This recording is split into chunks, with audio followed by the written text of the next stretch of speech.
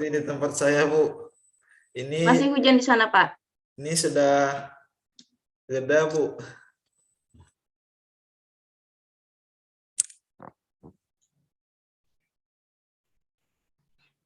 Cuma masih mendung cuacanya di sini, Bu. Masih lagi cerah ceria. Iya, Bu. Sama seperti orangnya, Bu.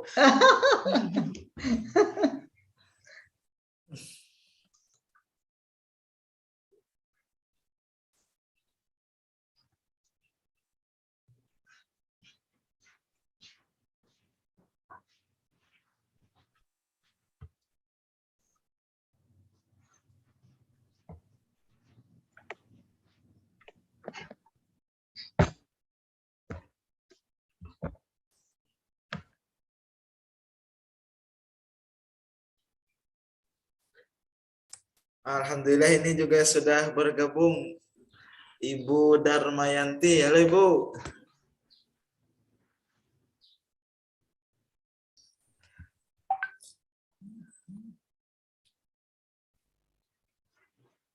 Maaf, terlambat.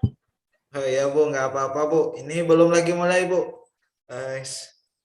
Admin tolong bantu Ibu Darmayanti jadi co-host. Jadi co-host.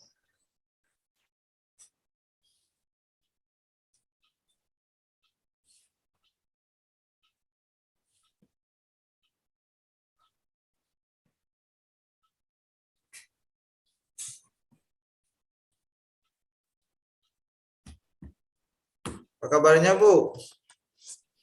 Alhamdulillah baik. Di sana bagaimana cuacanya, Bu?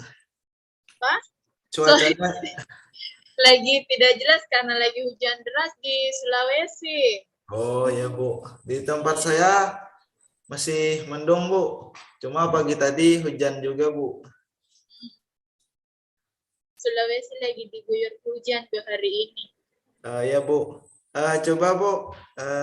Saya screen materi dulu, Bu. Saya, Ya, Bu. materi pertamanya sudah hadir atau belum? Belum, Bu. Ini masih percobaan, Bu. Oke. Hadir, Bu. Salam kenal dari Diani Banjarmasin, Bu. Iya, Ibu.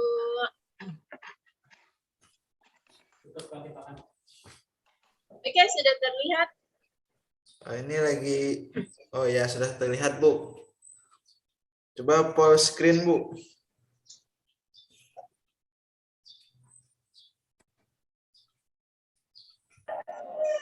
Oke.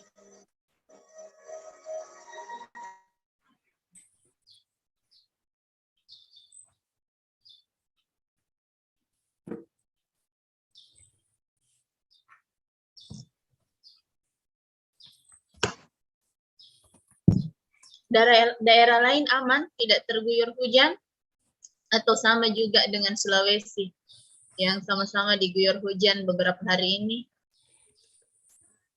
Bekasi lagi terang benderang, Bu. Alhamdulillah. Iya. Semalam hujannya.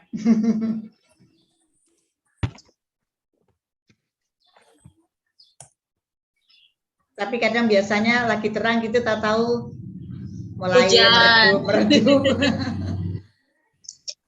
Ya, Bu.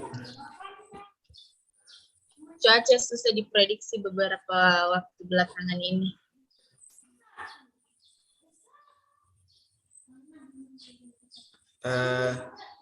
Baik, Bapak atau Ibu semuanya, terlebih khusus kepada pemateri pada hari ini, karena jam sudah menunjukkan jam 9:13 waktu Indonesia Tengah. Baik, Bapak atau Ibu semuanya, kita mulai kegiatan hari ini. Ini pemateri pertama dan kedua sudah siap, Bu? Insya Allah siap, Pak. Siap. Untuk ini, mohon Bapak atau Ibu semuanya untuk menonaktifkan suara Zoom-nya atau memut Zoom agar memperlancar kegiatan pada hari ini. Untuk memandu acara kegiatan hari ini, dipersilahkan kepada Waradah. Baik, Assalamualaikum warahmatullahi wabarakatuh. Waalaikumsalam warahmatullahi Selamat wabarakatuh. pagi, salam sejahtera untuk kita semua. Alhamdulillahirrabbilalamin, assalatu wassalamu ala asyrafil anbiya'i wal mursalin, sayyidina wa maulana Muhammadin, wa ala alihi wa sahbihi ajma'in, amma ba'd. Pertama-tama, marilah kita panjatkan puji syukur kehadirat Allah Subhanahu wa Ta'ala, yang mana telah memberikan kita nikmat iman, nikmat sihat, sehingga kita bisa berkumpul di ruang Zoom ini. Kemudian selawat serta salam semoga selalu tercurah kepada keharibaan junjungan kita Nabi besar Muhammad SAW, yang mana telah membawa kita dari alam kegelapan menuju alam yang terang benderang, dan dari alam kebodohan menuju alam yang penuh ilmu pengetahuan, minadz zulumati ilan nur. Baik, terima kasih kepada Bapak Syarifuddin SPDI MPD selaku founder dan CEO Analog Teacher of Learning, dan Ketua Pelaksana Diklat Pendidikan Nasional Bapak Ahmad Mujakir SPD. Saya selaku moderator mohon izin kepada semua yang berhadir untuk memimpin acara. Alhamdulillah acara ini dapat terlaksana berkat dukungan dari Universitas Halo Olio Kendari, Universitas Khairon Kota Ternate, Universitas HKBP Numensen Medan, Universitas Islam Makassar, Universitas Lambung Mangkurat Banjarmasin, Sekolah Tinggi Ilmu Al-Quran Amuntai, SMPN 1 Wilangan, IN 3 Kota Medan. Kegiatan ini juga disponsori oleh Berkah Ziarah Wisata Religi, Ziarah Makam Farawali, Toko Monasya, Agen Batik Sasirangan, Borneo Tour and Travel, Ticketing Online. Pada hari ini, tanggal 22 Februari 2022, Analog Teacher of Learning melaksanakan Diklat Pendidikan Nasional dengan tema Revolusi Kurikulum dari Masa ke Masa. Pada hari ini akan menghadirkan dua narasumber untuk menyampaikan materinya. Yang pertama yaitu Ibu Diani Ayu Pratiwi, MPD. Beliau adalah dosen di Universitas Lambung Mangkurat Banjarmasin dengan materi yang akan disampaikan yaitu penerapan kurikulum prototipe di sekolah. Kemudian narasumber yang kedua yaitu Ibu Darmayanti SPD, MPD. Beliau adalah dosen di Universitas Islam Makassar dengan materi yang disampaikan yaitu implementasi kurikulum 2013 dalam pembelajaran bahasa Indonesia berbasis teknologi informasi dan komunikasi. Nah, pada acara Diklat Pendidikan kali ini akan dibagi menjadi dua sesi. Yang pertama itu penyampaian materi dan sesi yang kedua tanya jawab. Untuk mempersingkat waktu, langsung saja kita mulai sisi yang pertama yaitu penyampaian materi. Dan sebelum penyampaian materi, saya akan bacakan dulu kurikulum file Ibu Diani Pratiwi MPD.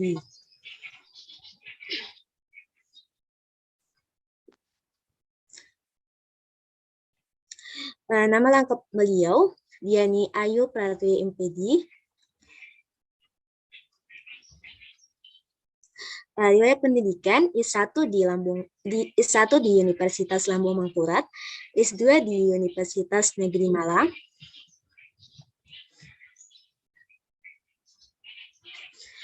Pengalaman penelitian, judul penelitian meningkatkan aktivitas belajar PKN materi keputusan bersama melalui kombinasi model mind mapping, study facilitator and explaining in match pada siswa kelas 5A SDN 2 Landasan Ulen Timur Banjarmasin pada tahun 2018. Kemudian pengalaman pengabdian kepada masyarakat, workshop pengembangan model pembelajaran inovatif dengan nama orisinal bermuatan keterampilan berpikir kreatif dan pembuatan konten blended learning bagi guru SD negeri di Kecamatan Banjarmasin Utara di Kota Banjarmasin pada tahun 2019. Publikasi artikel ilmiah Marching Band sebagai sarana pendidikan karakter siswa di sekolah dasar di Proceeding Seminar Nasional pada tahun 2016.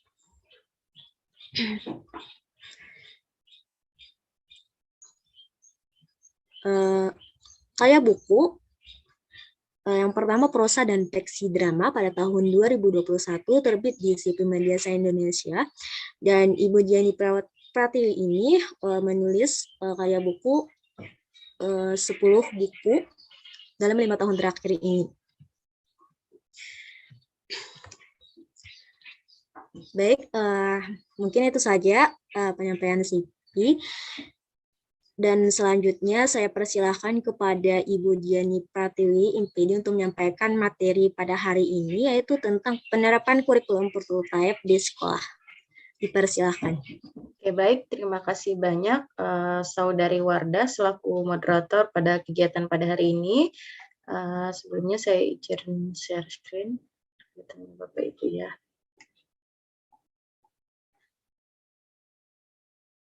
Oke, baik. Bismillahirrahmanirrahim. Assalamualaikum warahmatullahi wabarakatuh. Selamat pagi, Bapak Ibu yang saya hormati selaku peserta Diklat Pendidikan pada hari ini.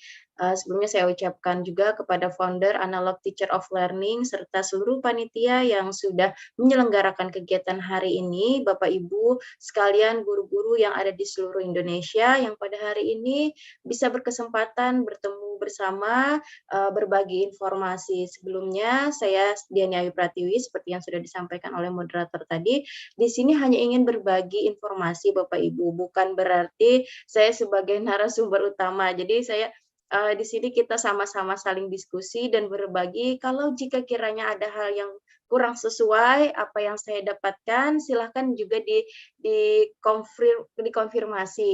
Jadi di sini kembali saya ingatkan, saya hanya ingin berbagi informasi. Kalau ternyata ada pengalaman Bapak Ibu yang jauh lebih luar biasa, tentunya karena Bapak Ibu sendiri yang terjun langsung ke lapangan sebagai praktisi langsung di sekolah-sekolah Bapak Ibu, silahkan di-mention, nanti kita diskusikan di kegiatan hari ini. Baik, izinkan saya untuk menyampaikan hal informasi yang sudah saya dapatkan di beberapa bulan terakhir ini terkait dengan penerapan kurikulum prototipe di sekolah kan ya. Ternyata Bapak Ibu sekalian, kurikulum prototipe ini seperti mungkin Bapak Ibu sudah mendapatkan sosialisasi juga langsung oleh Mas Menteri ya, pada tanggal 11 Februari tadi 2022 itu telah diluncurkan bahwasanya penerapan kurikulum prototipe itu telah diganti menjadi dengan penamaan kurikulum merdeka. Nah, apa saja kurikulum itu? Sebelum kita masuk ke materi itu, saya ada menampilkan sebuah gambar. Ini silahkan di-mention saja Bapak Ibu. Saya dapat gambar ini dari sebuah Instagram. Kita tahu sekarang sosial media banyak sekali beragam informasi yang kita juga tidak tahu apakah itu apakah itu hoax atau tidak. Tetapi menarik dari mentionan fakta di salah satu Instagram yang saya dapat sehingga saya screenshot, dia menyatakan bahwasanya metode pendidikan di Indonesia dinilai tertinggal, butuh 128 tahun untuk bisa menyamai pencapaian yang diperoleh negara-negara maju saat ini, sebagaimana ditulis oleh seorang profesor dari Harvard. Dari pernyataan ini sedikit menggelitik ya, karena kita juga sebagian kecil dari pelaku pendidikan di Indonesia, dan menurut saya juga mention ini salah satu dibilang tamparan untuk pendidikan Indonesia, iya juga, yang jelas ini menyadarkan kita bahwasanya pendidikan Indonesia kok dinilai orang sampai segitunya, nah gitu kan ya. Nah sehingga mungkin dari berbagai instansi dari berbagai kalangan banyak memberikan hal-hal dan dampak atau terhadap mentionan ini. Tetapi dari sisi positifnya adalah kita sedikit menyadari bahwasanya kalau dibilang memang seperti itu, iya, karena kita tahu pendidikan saat ini khususnya di Indonesia sangat jauh tertinggal. Nah, kalau menurut Bapak Ibu sendiri kiranya gimana ini dengan mentionan ini? Saya mau dengar pendapat Ibu mungkin ya. Kita di sini diskusi aja ya, Bu ya. Nanti kita sambil diskusi kira-kira dari pendapat seorang praktisi ini gimana? Saya mohon izin mau mendengarkan pendapatnya dari Ibu Carolina Dwi dengan mentionan ini sebelum kita masuk ke dalam materi. Ibu Caroline Dwi. Maaf Bu, bisa diulang tadi lagi. Gini Bu, Ibu di depan laptop bisa lihat share screen saya. Nah, menurut Ibu dengan salah satu fakta ini yang dinyatakan oleh orang luar sana, nah sebagai Ibu mohon izin Ibu dari praktisi pendidikan, guru Bu? Profesi Ibu? Saya guru SD. Guru SD. Menurut Ibu dengan pernyataan ini gimana Bu? Bahwasanya katanya pendidikan kita di Indonesia ini oleh salah satu profesor dari Harvard, beliau menyatakan 128 tahun jauh tertinggal dari pendidikan-pendidikan di negara maju. Sebagai Ibu, sebagai pelaku pendidikan juga, sebagai guru, menurut Ibu bagaimana dengan pendapat ini? Saya mau tahu Bu.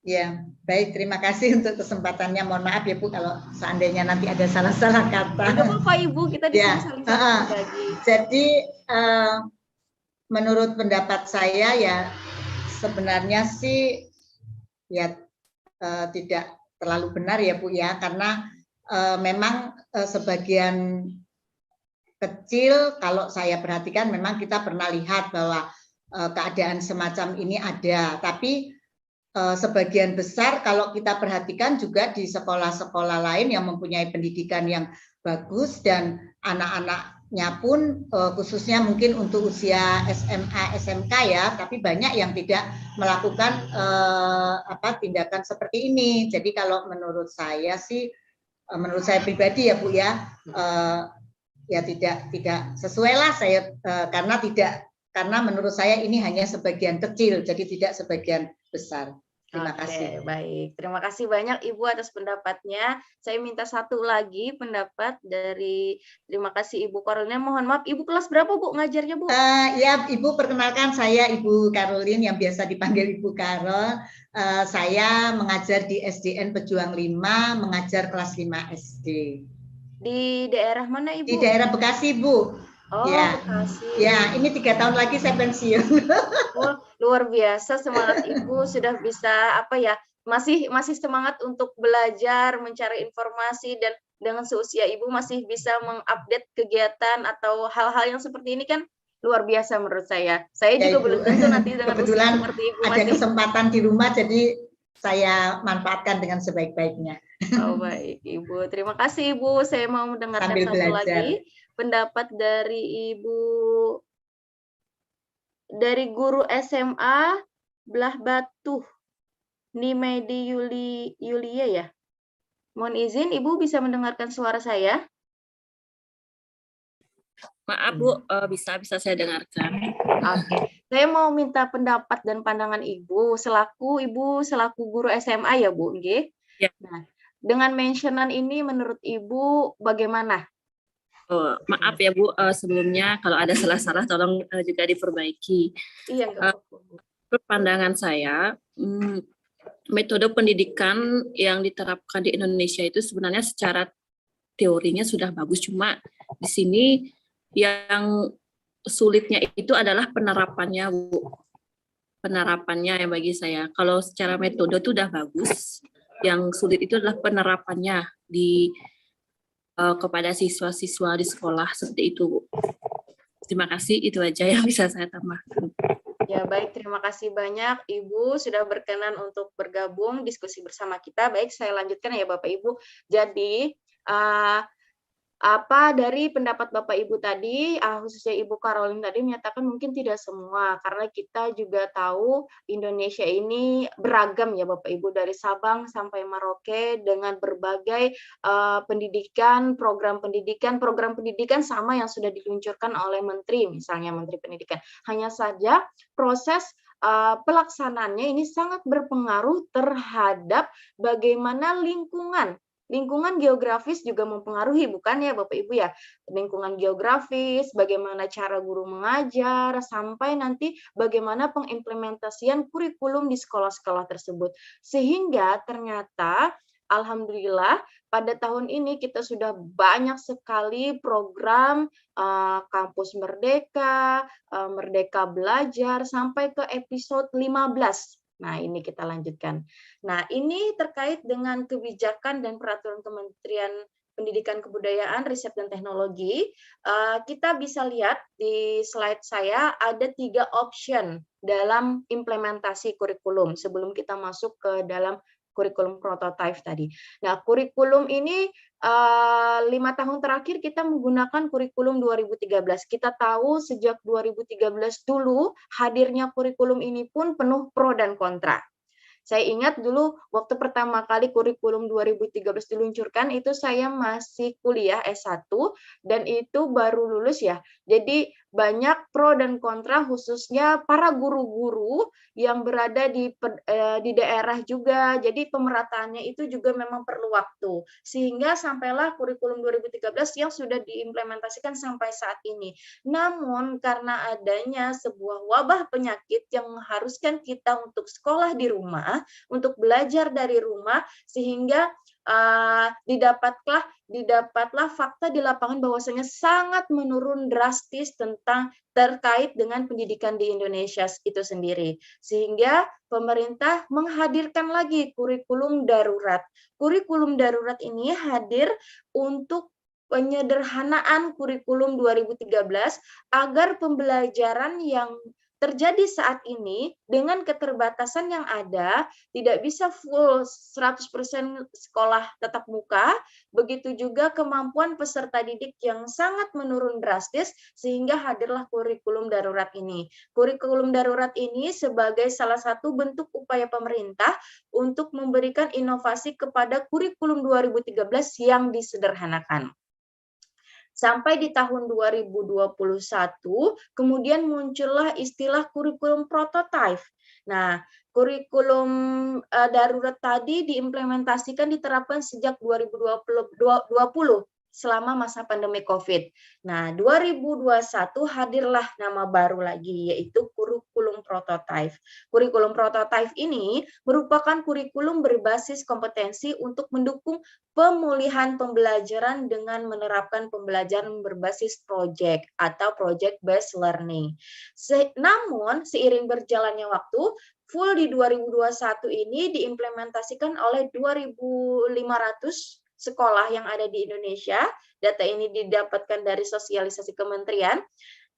Namun di tahun 2022, tepat di 11 Februari tadi, kurang lebih 10 harian lebih yang lalu, itu diluncurkanlah nama kurikulum Merdeka. Sebenarnya kurikulum Merdeka ini adalah kurikulum prototipe yang diluncurkan. Nah, itulah sehingga kurikulum prototipe ini sebenarnya namanya sudah mulai hilang. Dia digantikan dengan kurikulum Merdeka. Karena kurikulum prototipe ini hadir di 2021 sebagai bentuk bisa juga dinyatakan uji coba, bisa juga dinyatakan siapa yang mau sekolah yang tergabung, sehingga 1 tahun terakhir itu kemarin dinilai oleh pemerintah ternyata memberikan dampak yang baik, sehingga diluncurkanlah kurikulum Merdeka namanya itu, Bu. Jadi kurikulum sedikit sejarah di 1 tahun 3 bulan terakhir tentang kurikulum prototipe ini. Konsepnya masih sama, kurikulumnya juga masih sama, namun setelah diluncurkan dan diresmikan oleh Kementerian Pendidikan Kebudayaan dan Riset Teknologi, itu namanya menjadi kurikulum Merdeka. Nah, kurikulum prototipe ini sudah diujikan di 2.500 satuan pendidikan yang tergabung dalam sekolah penggerak dan SMK Pusat Keunggulan di tahun 2021. Mungkin Bapak Ibu di sini ada yang tergabung sebagai guru atau sekolah penggerak, guru penggerak, sudah sedikit atau sudah paham bagaimana konsep kurikulum prototipe. Sehingga baru nanti, ternyata Bapak Ibu, kurikulum prototipe ini dibuka seluas-luasnya kepada seluruh sekolah yang siap dan mau. Baru di 2022, Kemendikbudristek akan menetapkan kebijakan mengenai kurikulum mana yang akan dijadikan sebagai kurikulum nasional untuk diimplementasikan. Jadi ceritanya ini Bapak Ibu, kurikulum prototipe hadir selama 1 tahun, diluncurkanlah kurikulum Merdeka. Namun sekolah masih diberikan pilihan untuk dapat menggunakan 3 kurikulum tadi. Sekolah yang pertama, kurikulum bisa mengimplementasikan kurikulum 2013 secara penuh. Kedua, sekolah boleh masih menggunakan kurikulum darurat, yaitu kurikulum 2013 yang disederhanakan. Dan yang ketiga, sekolah diberi kesempatan untuk mengimplementasikan kurikulum prototipe dan sekarang sudah berubah menjadi kurikulum merdeka. Nah, kurikulum prototipe adalah penerapan pembelajaran berbasis proyek untuk mendukung pengembangan karakter sesuai dengan profil pelajar Pancasila. Dengan kurikulum prototipe, sekolah diberikan keleluasaan untuk kemerdekaan untuk memberikan proyek-proyek pembelajaran yang relevan dan dekat dengan lingkungan sekolah. Jadi seperti ini Bapak Ibu, 2 tahun terakhir ya, dari 2020 mungkin ya, pemerintah itu gencar-gencarnya mencanangkan profil pelajar Pancasila, mengembalikan kembali ini loh nilai-nilai Pancasila yang harus diimplementasikan pada sekolah-sekolah, pada program pendidikan kita. Karena kita tahu bukan hanya tingkat sekolah dasar, SMA, SMP, SMA, SLTA, bahkan di perguruan tinggi pun sama. Kami juga dituntut untuk mengimplementasikan profil pelajar Pancasila dari berbagai program pemerintah, Kampus Merdeka, Merdeka Belajar yang sudah dirilis sejak tahun 2020 ya, dari episode pertama sampai episode 15. Jadi kurikulum merdeka atau kurikulum prototipe 2021 kemarin itu namanya prototipe dan sekarang sudah resmi jadi kurikulum merdeka, dan itu masuk bagian dari Merdeka Belajar di episode ke-15 Bapak Ibu. Nanti mungkin Bapak Ibu bisa melihat kembali bagaimana Pak Menteri meluncurkan di link YouTube beliau, di link Kemendikbudristek. Nah, saya lanjutkan. Dulu awalnya Bapak Ibu, tujuan dari kurikulum prototipe ini kan seperti diketahui bersama untuk mengatasi krisis belajar yang terjadi di Indonesia. Baik itu krisis pembelajaran, memerlukan penanggulangan, kan kita tahu apalagi khususnya kalau daerah-daerah perkotaan memiliki fasilitas yang baik bisa sesegeranya untuk pulih. Namun bagaimana dengan sekolah-sekolah di daerah terpencil? Sehingga itu perlu waktu yang lebih juga untuk mereka-mereka yang di daerah tertinggal. Nah, oleh karena itu, perubahan yang sistematik sangat diperlukan. Selain dengan peningkatan kualitas guru dan kepala sekolah, kurikulum menjadi faktor kunci penanggulangan krisis pembelajaran saat ini. Untuk itulah Kemendikbudristek mengembangkan kurikulum prototipe di tahun 2021 sebagai salah satu opsi kurikulum. Jadi sebagai opsi, Bu. Tidak sekarang pemerintah tidak mengharuskan dulu, makanya kita diberi waktu dari 2021, 2022 ini, 2023 untuk membuka bagi sekolah-sekolah yang siap sebagai salah satu opsi kurikulum, berperan penting dalam upaya pemulihan pembelajaran dari krisis yang sudah kita alami saat ini. Nah, ada tujuan mengapa kurikulum tersebut dijadikan sebagai opsi. Seperti kita ketahui bersama, untuk menegaskan bahwa sekolah memiliki kewenangan dan tanggung jawab mengembangkan kurikulum sesuai kebutuhan dan konteksnya, untuk mendukung proses perubahan kurikulum nasional agar terjadi secara lancar dan bertahap. Nah, sehingga ini tadi yang seperti saya sampaikan di awal, kurikulum prototipe ini sudah menjadi kurikulum merdeka yang telah diluncurkan oleh Menterian Pendidikan, Riset, dan Teknologi, Pak Nadiem Anwar Makarim di tanggal 11 Februari tadi, Bapak Ibu. Nah, arah perubahan kurikulumnya apa? Ternyata untuk kurikulum merdeka ini, struktur kurikulumnya lebih fleksibel. Jam pembelajaran ditargetkan untuk terpenuhi dalam 1 tahun. Nah, fokus pada materi esensial, capaian pembelajaran diatur per fase, bukan per tahun lagi, dan memberikan keleluasaan bagi guru menggunakan berbagai perangkat ajar sesuai kebutuhan dan karakteristik peserta didik. Dan berikutnya adalah aplikasi yang menyediakan berbagai referensi bagi guru untuk dapat terus mengembangkan praktik, mengajar secara mandiri, dan berbagi praktik baik. Jadi, Bapak Ibu, di 11 Februari tadi bukan hanya kurikulum merdeka yang diluncurkan, tetapi ada juga aplikasi, yaitu aplikasi mengajar ya, yang hanya dapat diakses oleh para guru-guru. Saya malam tadi coba-coba iseng, bisa nggak ya ngakses ini, ternyata saya tidak bisa mengakses Bapak Ibu. Mungkin Bapak Ibu bisa mengakses secara langsung aplikasi tersebut yang bisa digunakan oleh guru-guru yang telah disediakan oleh kementerian. Nah, ini timeline-nya.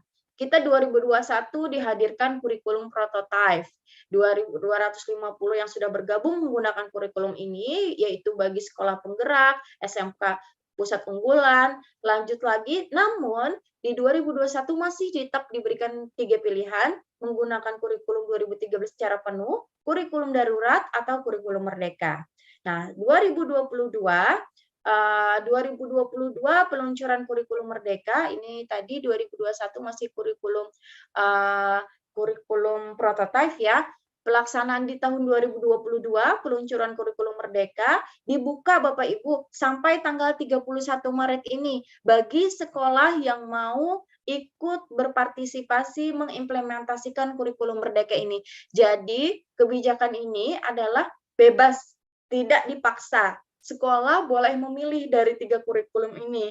Nanti di 2023 masih pengimplementasian ini, dan untuk sekedar informasi berdasarkan wawancara saya juga dengan salah satu guru yang aktif terlibat dalam program pemerintah tersebut, begini, bagaimana Bu kata saya untuk ikut terlibat di dalam kurikulum prototipe, dan saya sempat bertanya apakah sekolah Ibu sudah ikut dalam kurikulum prototipe kemarin atau kurikulum merdeka sekarang. Ternyata sekolahnya belum.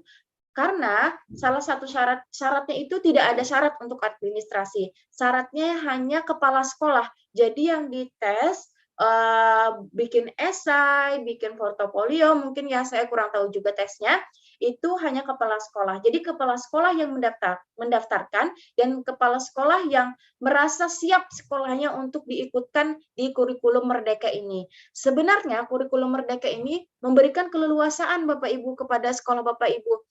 Khususnya mungkin sekolah-sekolah yang tertinggal, dia bisa menyesuaikan sesuai kebutuhan sekolahnya sendiri. Apalagi lebih-lebih lagi letak geografis kita juga sangat menentukan bagaimana perkembangan kurikulum ini. Nah, di 2024 baru nanti akan ditetapkan dari 2 tahun terakhir apakah banyak sudah sekolah yang mampu mengimplementasikan ini, dan akan diteliti nanti kurikulum mana yang terbaik yang dapat diimplementasikan di tahun 2022. Jadi 2024 nanti baru diluncurkan inilah kurikulum yang dapat dijadikan kurikulum nasional. Seperti itu Bapak Ibu timeline-nya.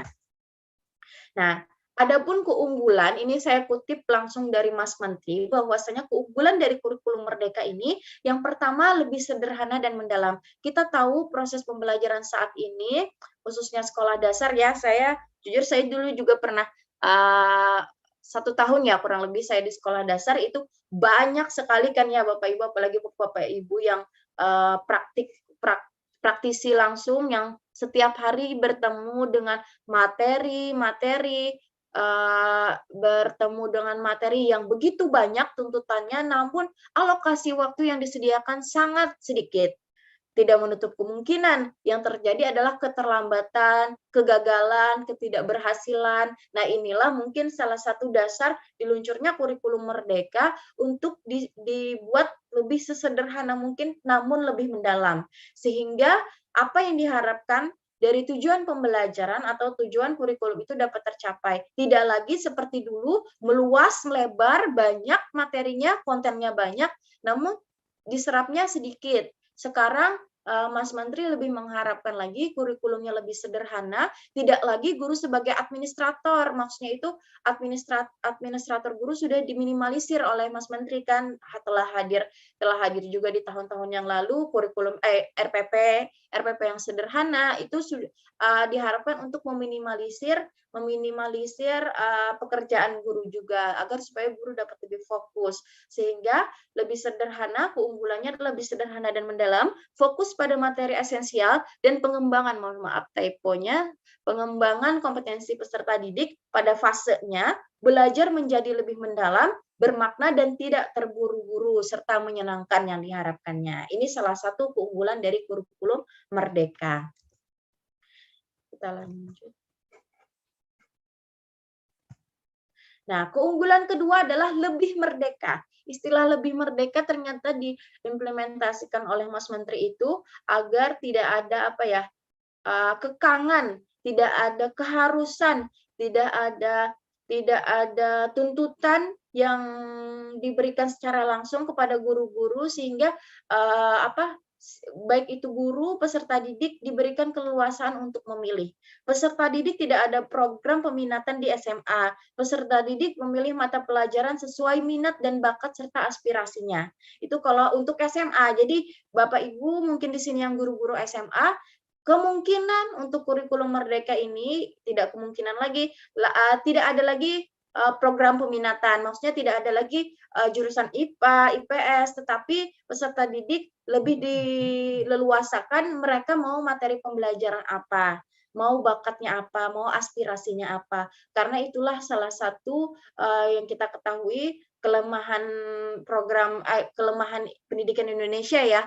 Kita tidak memungkiri juga bahwasanya banyak sekali tuntutan yang kita dapatkan, mungkin Bapak Ibu sendiri juga merasakan itu ya, sehingga untuk menanamkan peserta didik saat ini, peserta didik ini kan kita siapkan untuk generasi yang akan datang, yang kita tidak tahu bagaimana lagi perubahan iklim ipteknya itu luar biasa. Sehingga kita mulai ini kan kerucutkan, silahkan anak-anak mau milih yang mana sesuai minat dan bakatnya. Sebenarnya program ini Bu sudah jauh lama sekali diimplementasikan oleh negara-negara maju. Sedikit banyaknya ada betul Bapak Ibu yang mentionan tadi. Seperti salah satunya adalah pendidikan Finlandia. Finlandia kan dipilih menjadi salah satu pendidikan yang terbaik, apalagi khusus pendidikan yang terbaik di dunia kan. Di sana Bapak Ibu, karena mungkin saya mengutip dari cerita dosen saya juga yang pernah bersekolah di sana, kata beliau, anak beliau juga sempat bersekolah di sana. Mudah-mudahan nanti saya bisa berkesempatan ke sana ya Bapak Ibu. Di sana itu sekolahnya anaknya dibebaskan. Mereka bahkan tidak ada seragam, mereka diberikan minat. Misal anak itu memang maunya atau minatnya ke matematika. Dia dari awal sampai akhir dia hanya belajar matematika Bapak Ibu. Tidak ada tuntutan harus ikut UAN, harus ada passing grade atau harus ada kelulusan sekian. Jadi diberikan keleluasaan kepada peserta didik karena mereka di sana diberikan pilihan, anak-anak itu dituntut untuk belajar mandiri, memilih sendiri, tapi didukung juga dengan program pendidikannya. Dan itulah mungkin yang ingin diangkat oleh Mas Menteri untuk dapat dicoba diimplementasikan di Indonesia. Dan untuk lebih merdekanya versi guru adalah guru mengajar sesuai tahapan capaian dan perkembangan peserta didik. Tidak lagi seperti dulu, kita tahu kan kita harus dituntut kurikulum semester ini 2, 3, 4, yang kita tahu sedikit banyaknya pasti ada siswa-siswa yang tertinggal. Nah sekarang guru lebih dileluasakan sesuaikan dengan tahapan capaian dan perkembangan peserta didik. Dan untuk sekolah memiliki wewenang untuk mengembangkan dan mengelola kurikulum serta pembelajarannya sesuai dengan karakteristik satuan pendidikan dan peserta didik. Ini sebenarnya 2 tahun terakhir ini saya masih bergabung bersama dosen tim penelitian di PT saya juga.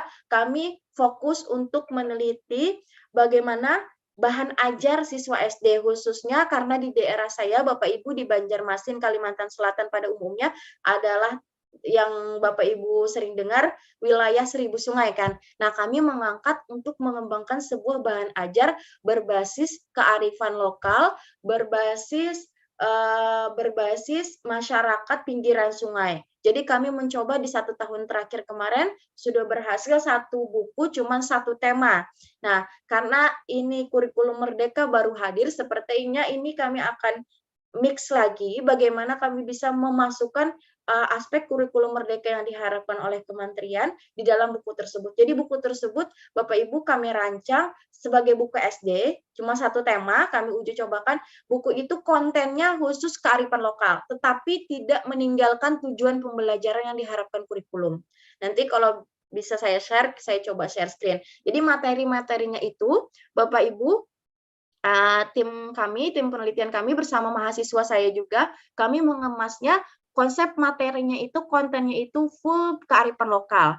Misalnya tujuan pembelajarannya kemarin berbagai temanya kemarin adalah berbagai pekerjaan di lingkungan sekitarku ya. Jadi yang kami angkat adalah pekerjaan-pekerjaan yang sering terjadi di Kota Banjarmasin. Itu yang kami mention. Contohnya kami tidak ada di Banjarmasin kereta api. Jadi kami tidak adakan kereta api di situ, namun kami angkatlah transportasi di kami di sini adalah jukung.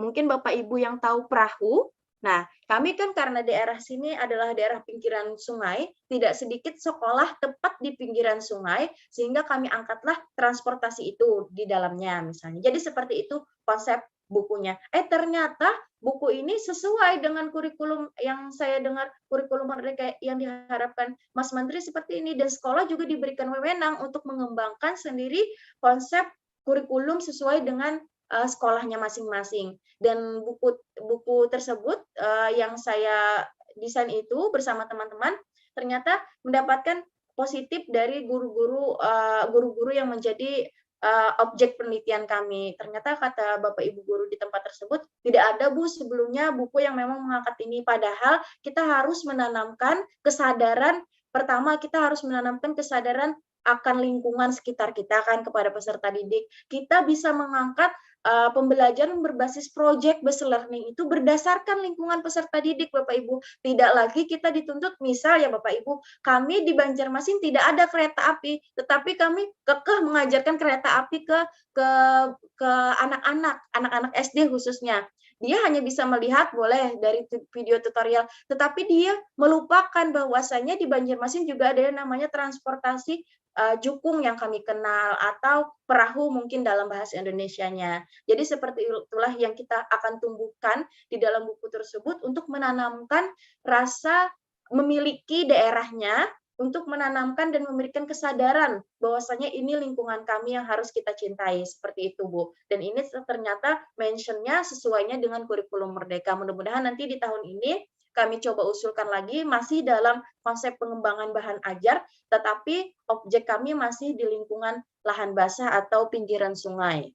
Karena kami tahu Bapak Ibu, daerah-daerah pinggiran mungkin ya karena dekatnya di lingkungan kami yang pinggiran sungai, mungkin di daerah Bapak Ibu jauh lebih banyak lagi daerah-daerah pinggiran yang jujur saya sedih sekali lihat, kemarin juga baru lihat kiriman yang beredar di WhatsApp ya, guru honor yang ngajarnya di daerah terpencil yang akses jalannya tidak bisa ditempuh, bahkan ditempuh pakai sepeda motor pun tidak bisa, yang memerlukan waktu berjam-jam mungkin ke sekolahnya dengan jalan kaki, dan itu gurunya hanya digaji 150.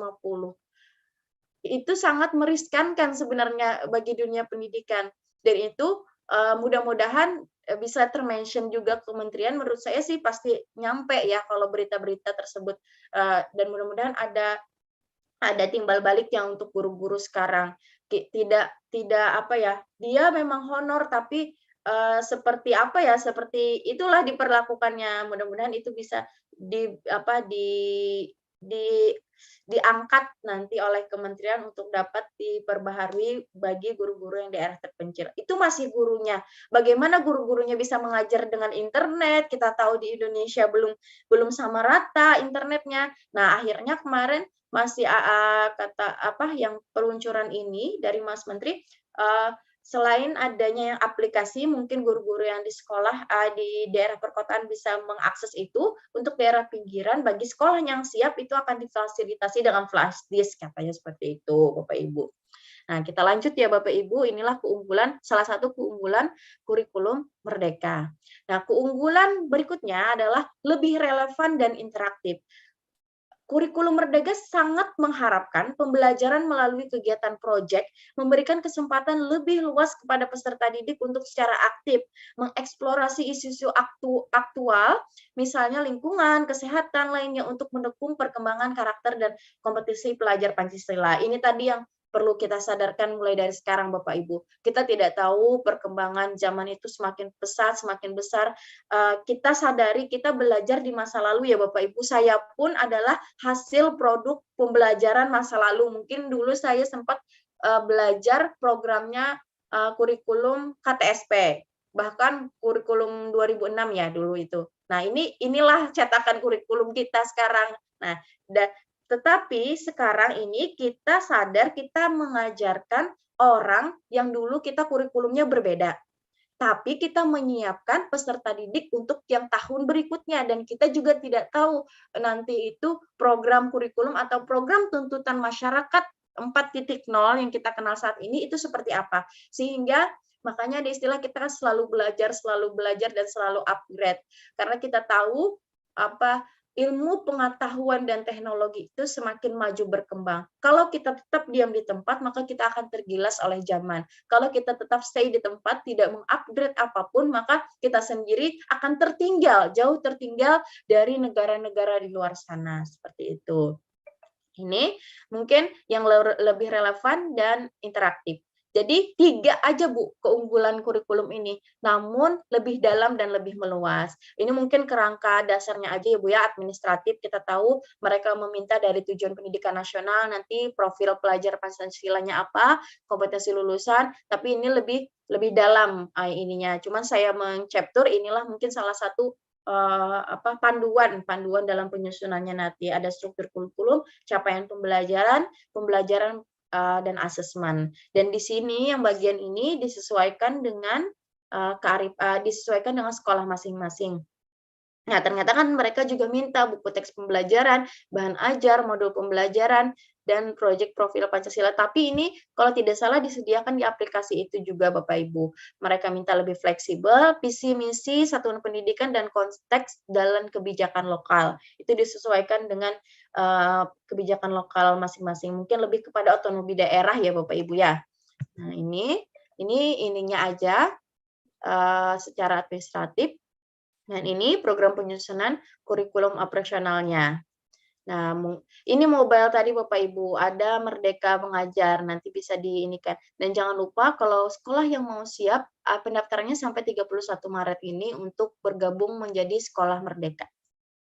Nah, ini mungkin Bapak Ibu, saya ingin membuka diskusi aja kalau memungkinkan diperkenan atau di next ke materi selanjutnya dulu. Demikian paparan dari saya, mudah-mudahan dapat memberikan wawasan sedikit lah karena saya juga masih banyak belajar dan saya juga masih mencari informasi-informasi terupdate dari Bapak Ibu selaku pelaku pendidikan yang langsung terjun ke lapangan. Karena kami tahu, kami sebagai akademisi di pendidikan tinggi berupaya untuk selalu memberikan inovasi-inovasi yang sesuai yang bisa dipakai untuk Bapak Ibu di lapangan. Demikian saya kembalikan kepada moderator terlebih dahulu. Terima kasih. Baik, terima kasih kepada Ibu Diani Ayu Pratiwi MPD yang telah menyampaikan materi yang luar biasa. Dan selanjutnya kita memasuki materi yang kedua dari Ibu Darmayanti SPD MPD. Sebelumnya saya akan bacakan dulu kurikulum vitae dari Ibu Darmayanti SPD MPD. Nama lengkap beliau Darmayanti SPD MPD. Saat ini menjadi dosen di Universitas Islam Makassar. Juga pernah menjadi tentor bimbingan belajar, bimbingan intensif Take Care of Education. Pendidikan beliau S1 di Universitas Negeri Makassar dan S2-nya di Universitas Negeri Makassar juga.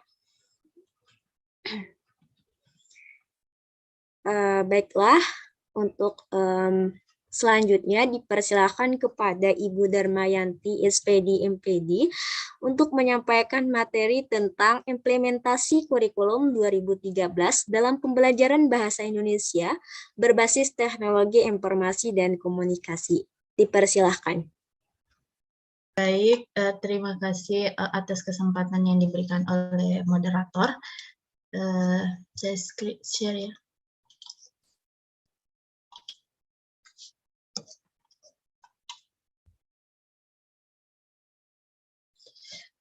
Baik, Terima kasih untuk para peserta yang masih hadir dari hari pertama sampai sekarang. Terima kasih atas partisipasinya. Terima kasih atas para panitia pelaksana telah memberi saya kesempatan untuk bisa bergabung dalam wadah virtual ini untuk sama-sama belajar. Jadi bismillahirrahmanirrahim. Assalamualaikum warahmatullahi wabarakatuh.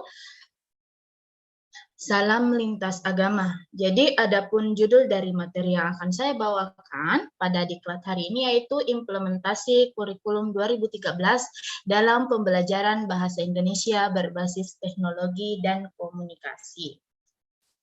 Jadi salah satu tuntutan ideal dalam kurikulum 2013 beberapa waktu belakangan ini yaitu pemanfaatan TIK untuk bisa meningkatkan efisiensi dan efektivitas dalam proses pembelajaran. Karena mengingat beberapa waktu ini hampir sudah 2 tahun ya, 2 tahun ini masih saja melakukan pembelajaran daring. Jadi pemanfaatan TIK ini diusahakan sebisa mungkin dapat terintegrasi dengan semua mata pelajaran sebagai sarana dan media pembelajaran di era pandemi COVID ini. Terus kita lihat dulu kedudukan dalam pembelajaran. Jadi kedudukan TIK dalam proses pembelajaran itu ada 3 secara garis besar. Yang pertama yaitu mempermudah kerjasama antara pendidik dan peserta didik. Ini berguna untuk menghilangkan batasan ruang, jarak, dan waktu antara pendidik dan peserta didik. Sehingga dalam jarak yang jauh atau jarak yang memisahkan serta waktu yang berbeda, peserta didik serta pendidik masih bisa melakukan interaksi dalam proses pembelajaran. Yang kedua yaitu berbagi informasi atau sharing information sehingga mempercepat perkembangan ilmu pengetahuan. Seperti yang diketahui bersama bahwa sekarang sudah banyak sekali sarana untuk menggali informasi pembelajaran, beberapa di antaranya yaitu kita sudah bisa belajar dari YouTube, ada juga pembelajaran banyak sekali video-video pembelajaran di YouTube serta sudah banyak aplikasi-aplikasi pembelajaran yang tersedia di platform yang menyediakan. Selanjutnya, menyediakan pembelajaran yang mudah diakses oleh banyak orang atau biasa disebut dengan virtual school yang berisi informasi yang berkaitan dengan sekolah. Selanjutnya, saya akan membahas sedikit tentang tuntutan pembelajaran ideal menurut Permendikbud ya. Jadi menurut Permendikbud nomor 65 tahun 2013, standar proses tuntutan pembelajaran baru dikatakan ideal ketika memenuhi 14 poin yang ada di depan bapak-bapak dan ibu-ibu sekalian. Yang pertama yaitu dari peserta didik diberitahu menuju peserta didik mencari tahu. Jadi pada proses pembelajaran ini bukan lagi serta-merta selalu guru yang mengarahkan peserta didik untuk istilahnya bukan lagi guru atau pendidik yang menyuapi siswa, bukan lagi satu-satunya guru yang harus selalu mengarahkan siswa harus begini, tetapi peserta didik sudah harus diarahkan bagaimana dia mampu mencari tahu bagaimana proses pembelajaran yang ada di dalam kelas. Selanjutnya yaitu dari pendidik sebagai satu-satunya sumber belajar sekarang sudah berbasis aneka sumber. Jadi pendidik bukan hanya pendidik lagi yang sebagai sumber belajar, tetapi sudah banyak sumber-sumber belajar yang bisa diakses oleh siswa-siswa atau para peserta didik.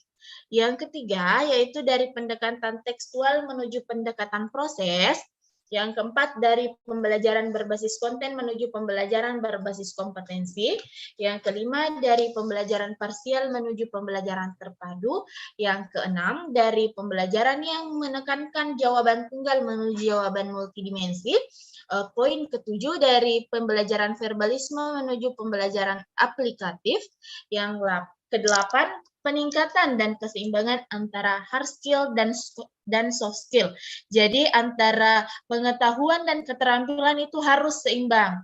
Harus diupayakan bagaimana siswa mampu menyeimbangkan pengetahuan dan keterampilannya. Yang kesembilan, pembelajaran yang mengutamakan pembudayaan dan pemberdayaan peserta didik sebagai pembelajar sepanjang hayat. Yang ke-11, yang 10, pembelajaran yang menerapkan nilai-nilai Ingarso Suntulodo dan Ingmadya Mangungkarso serta Tuturi Handayani. Yang ke-11, pembelajaran berlangsung di rumah, di sekolah, dan di masyarakat. Jadi pada proses pembelajaran ini bukan hanya pembelajaran sekarang sudah tidak serta-merta dan tidak harus selalu terjadi di sekolah, tidak harus selalu terjadi di kelas. Tetapi bagaimana kemudian upaya para pendidik menumbuhkan rasa kepada peserta didik bahwa dimanapun kita bisa belajar dan siapapun adalah guru. Seperti itu. Yang ke-12, pembelajaran yang menerapkan prinsip siapa saja adalah pendidik, peserta didik, dan di mana saja adalah kelas. Ini berkaitan dengan poin ke-11 tadi. Yang ke-13, yaitu pemanfaatan TIK untuk meningkatkan efisiensi dan efektivitas pembelajaran. Terakhir, pengakuan atas perbedaan individu dan latar belakang budaya peserta didik. Oke, saya lanjut kurikulum Bahasa Indonesia 2013. Jadi di kurikulum Bahasa Indonesia 2013 ini ada beberapa. Jadi kompetensi pada mata pelajaran Bahasa Indonesia kurikulum 2013 itu berbeda setiap jenjangnya. Jadi setiap jenjang itu dia berbeda, mulai dari SD, SMP, dan SMA. Dia memiliki kompetensi dasar yang berbeda. Itu sudah pasti. Terus ruang lingkup kompetensi dasar pembelajaran Bahasa Indonesia ini terbagi atas 3, yaitu ada ranah sikap, pengetahuan, dan ranah keterampilan. Dari ranah sikap tersendiri itu dia terbagi menjadi ranah spiritual dan sosial. Saya rasa ibu-ibu dan bapak-bapak yang sudah menerapkannya ini sudah tahu bahwa dia terbagi atas 2 ranah, yaitu ranah spiritual dan ranah sosial. Selanjutnya pada ranah pengetahuan dan ranah keterampilan, dia sudah berbasis atau dilaksanakan dalam pembelajaran berbasis teks. Jadi Bahasa Indonesia kini ranah pengetahuan dan keterampilannya pada kurikulum 2013 itu pembelajarannya sudah dilaksanakan dengan pembelajaran yang berbasis teks. Fungsi dari pembelajaran ini adalah mengembangkan kemampuan memahami dan menciptakan teks pada peserta didik. Selanjutnya ada juga yang mengemukakan bahwa kompetensi dalam Bahasa Indonesia itu disebut dengan istilah kompetensi literasi, yang mana dia merupakan integrasi dari keterampilan menyimak, berbicara, membaca, menulis, dan berpikir kritis. Sehingga pembelajaran Bahasa Indonesia akan meningkatkan kemampuan peserta didik dalam beberapa hal. Yang pertama yaitu komunikasi yang efektif. Yang kedua yaitu siswa mampu melakukan inquiry. Yang ketiga berbagi informasi. Yang keempat mengekspresikan ide. Dan yang kelima yaitu mampu memecahkan berbagai persoalan kehidupan secara lebih bermakna. Jadi materi pokok pembelajaran Bahasa Indonesia ini diarahkan pada penguasaan berbagai jenis teks. Yang pastinya dalam tingkat atau jenjang SMP dan SMA itu teksnya berbeda. Dalam 1 tahun peserta didik diajak memahami dan memproduksi minimal 5 jenis teks yang terpilih secara utuh dan tuntas. Kemudian peserta didik diajak mengkonstruksi dan mendekonstruksi teks tersebut. Kegiatan ini dilakukan agar peserta didik mampu atau bisa mengalami, memahami, dan mampu membedakan, menganalisis, mengevaluasi, menyusun, menelaah, dan menyunting teks-teks yang sedang diajarkan tersebut. Jadi pada kompetensi dasar kognitif, peserta didik dituntut untuk bagaimana mereka mampu memahami jenis-jenis teks. Sedangkan pada kompetensi dasar keterampilan, peserta didik diharapkan mampu untuk memproduksi jenis-jenis teks tertentu secara utuh dan bermakna lisan maupun tertulis. Selanjutnya, teknologi informasi dan komunikasi. Jadi, teknologi informasi dan komunikasi atau biasa disingkat dengan TIK adalah terjemahan dari Information and Communication Technology atau biasa juga disingkat dengan ICT, yang dapat diartikan sebagai teknologi yang berfungsi atau yang dapat dimanfaatkan untuk mendukung komunikasi atau penyampaian informasi. Secara singkat, TIK dapat didefinisikan sebagai teknologi yang berguna untuk mendukung proses komunikasi atau penyampaian informasi dari pengirim ke penerima informasi. Beberapa alat yang dapat digolongkan sebagai teknologi informasi dan komunikasi antara lain yaitu televisi, komputer, sound system, telepon, faksimiles, pager, fast-talk, multimedia interaktif, media, social interface, dan internet. Jadi, mengapa beberapa alat-alat ini bisa digunakan sebagai teknologi informasi? Karena seperti yang kita ketahui, televisi itu merupakan alat yang dapat mentransmisikan sinyal-sinyal elektrik yang menampilkan pada sebuah layar elektronik sehingga menghasilkan gambar serta suara. Sedangkan komputer merupakan perangkat elektronik yang memiliki kemampuan untuk menerima dan mengolah data secara cermat. Sound system sendiri itu adalah perangkat elektronik yang dirancang untuk menghasilkan suara yang bagus dan efek bass yang bagus. Telepon merupakan alat telekomunikasi yang dapat mengirimkan pembicara melalui sinyal listrik. Bahkan saat ini telah berkembang telepon genggam. Jadi kalau dulu itu masih telepon yang menggunakan kabel yang tidak bisa dibawa kemana-mana, sekarang itu sudah berkembang. Dia bisa digenggam dan bisa disebut dengan seluler yang merupakan pengembangan dari telepon yang biasa. Nah, sekarang telepon ini bisa dibawa kemana saja dan bisa berpindah-pindah. Bahkan sekarang perkembangan telepon ini sudah sangat canggih, yang mana kita sudah bisa saling bertatap meskipun melalui layar. Jadi meskipun kita beda negara atau beda wilayah, kita masih bisa saling menyapa karena adanya bantuan telepon ini. Yang selanjutnya faksimil itu biasa disingkat dengan fax. Jadi dia merupakan alat elektronik untuk mengirimkan dokumen dari satu tempat ke tempat lain melalui internet. Nah, pager ini adalah alat seperti handphone, namun lebih praktis karena hanya memiliki fasilitas menerima SMS. Jadi maksud dari pager ini dia seperti penampilannya seperti HP, tetapi dia tidak bisa melakukan panggilan suara. Jadi dia hanya bisa saling mengirim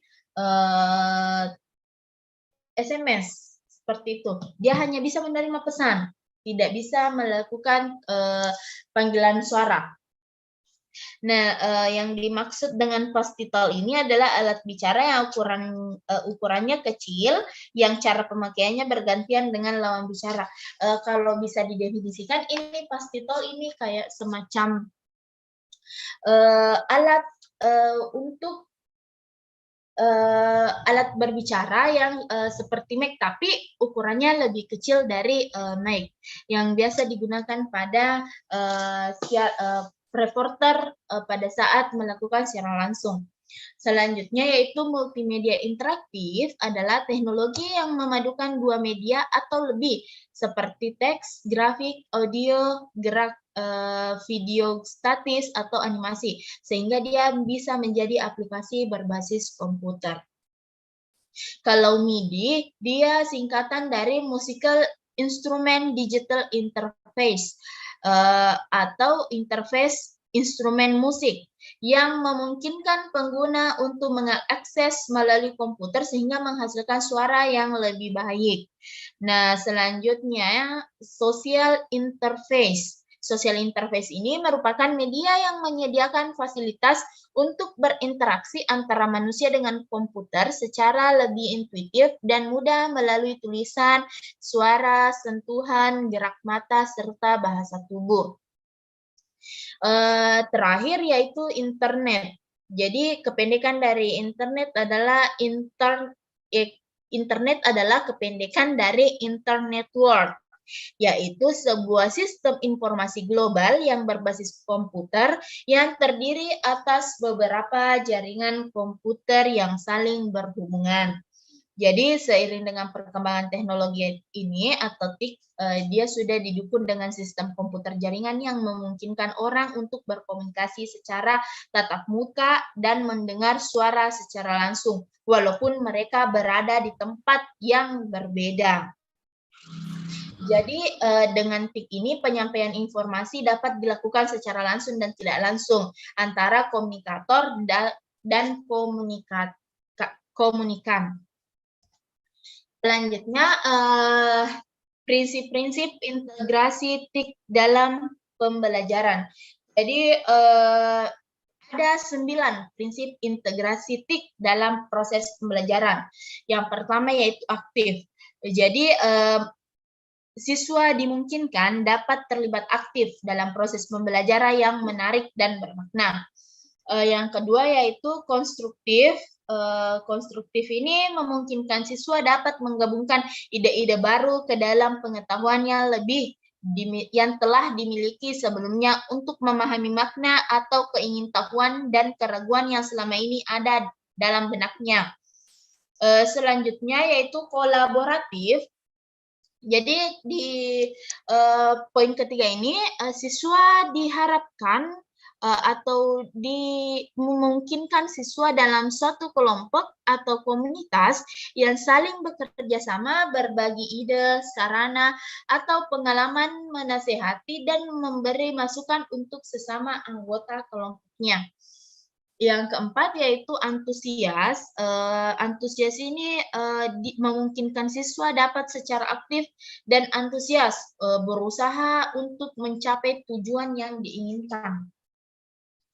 Yang kelima, dialogis. Dialogis ini memungkinkan proses pembelajaran secara inheren, merupakan suatu proses sosial dan dialogis di mana siswa mampu memperoleh keuntungan dari proses komunikasi tersebut, baik di dalam maupun di luar sekolah. Yang keenam yaitu kontekstual. Kontekstual ini memungkinkan situasi belajar diarahkan pada proses belajar yang bermakna. Nah, selanjutnya reflektif. Reflektif ini memungkinkan siswa dapat menyadari apa yang telah ia pelajari serta merenungkan apa yang telah dipelajari sebagai bagian dari proses belajar itu sendiri. Kedelapan, multisensori. Ya, multisensori ini dia memungkinkan pembelajaran dapat disampaikan untuk berbagai modalitas belajar seperti audio, visual, dan kinestetik. Yang terakhir yaitu high order thinking skill training. Jadi high order thinking skill training ini adalah bagaimana siswa mampu belajar secara aktif. Jadi high order thinking skill training ini adalah berbagai banyak cara atau biasa disebut dengan istilah 1001 cara siswa belajar aktif. Jadi seperti itu integrasi atau prinsip integrasi TIK dalam proses pembelajaran. Selanjutnya yaitu implementasi pembelajaran bahasa Indonesia berbasis TIK. Jadi dalam konteks pembelajaran Berperan sebagai jembatan antara guru dengan siswa dalam melakukan proses pembelajaran. TIK juga bisa bertindak sebagai guru atau tutorial. Selain itu, TIK juga dapat menjadi buku referensi yang tak terbatas dan dapat diakses dimanapun serta kapanpun. Jadi jika dikombinasikan dengan media lain, contohnya video, TIK ini bisa berperan sebagai teman bagi siswa. Jadi dalam pembelajaran yang edukatif, TIK ini bisa berperan sebagai teman siswa dengan bantuan atau digabungkan dengan media video. Seperti pada banyak video-video pembelajaran di YouTube. Nah, itu salah satu contoh TIK yang digabungkan dengan video sehingga mampu berperan sebagai teman bagi siswa dalam proses edukatif. Selanjutnya, di sini ada implementasi pembelajaran bahasa Indonesia berbasis TIK yang beberapa contoh pengembangannya itu sebagai media pembelajaran bahasa Indonesia berdasarkan 4 aspek berbahasa dan apresiasi sastra. Yang pertama yaitu TIK sebagai media pembelajaran aspek menyimak. Nah, pada aspek menyimak ini, media yang digunakan yaitu biasanya ada radio, tape recorder, atau televisi. Nah, contoh penerapannya itu guru bisa membacakan satu cerita dari sebuah wacana, kemudian siswa mendengarkan dan dapat menceritakan kembali cerita tersebut dengan bahasanya sendiri. Siswa kemudian menceritakan pengalamannya saat liburan yang lain menggunakan radio. Jadi siswa ini ditugaskan mendengarkan berita, mau itu berita, mau drama, atau puisi, pembacaan puisi pada radio. Kalau dengan tape recorder, guru biasanya dapat memperdengarkan rekaman puisi, drama, pidato, dan lain-lain yang berkaitan dengan materi yang diajarkan.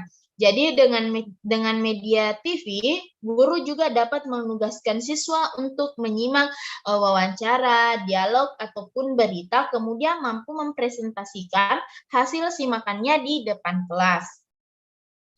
Yang kedua yaitu TIK sebagai media pembelajaran aspek berbicara.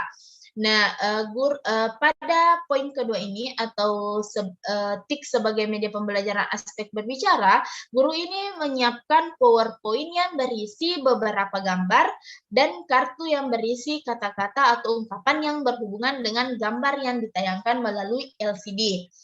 Kemudian siswa ini diarahkan untuk bercerita dengan menggunakan kata, ungkapan yang diperoleh dari kartu atau gambar tersebut. Jadi siswa ini dapat menceritakan isi gambar yang dipasang di depan kelas secara sistematis sehingga satu cerita yang utuh. Yang ketiga, TIK sebagai media pembelajaran aspek membaca. Nah, kalau ini dia biasanya atau guru biasanya menggunakan penggalan-penggalan cerita atau penggalan-penggalan wacana yang kemudian di paragrafnya itu diacak lalu ditayangkan melalui LCD. Nah, setelah itu siswa disuruh untuk menyusun kembali menjadi wacana utuh sehingga siswa membaca wacana tersebut sesuai dengan butir pembelajaran yang diajarkan. Yang keempat yaitu TIK sebagai media pembelajaran aspek menulis. Nah, jadi media dalam pembelajaran menulis ini media yang dapat digunakan yaitu bisa berupa gambar, benda, atau kartu gambar, serta LCD. Jadi guru ini memperlihatkan gambar seri melalui LCD. Kemudian nanti siswa ditugaskan untuk menceritakan rangkaian gambar tersebut secara tertulis.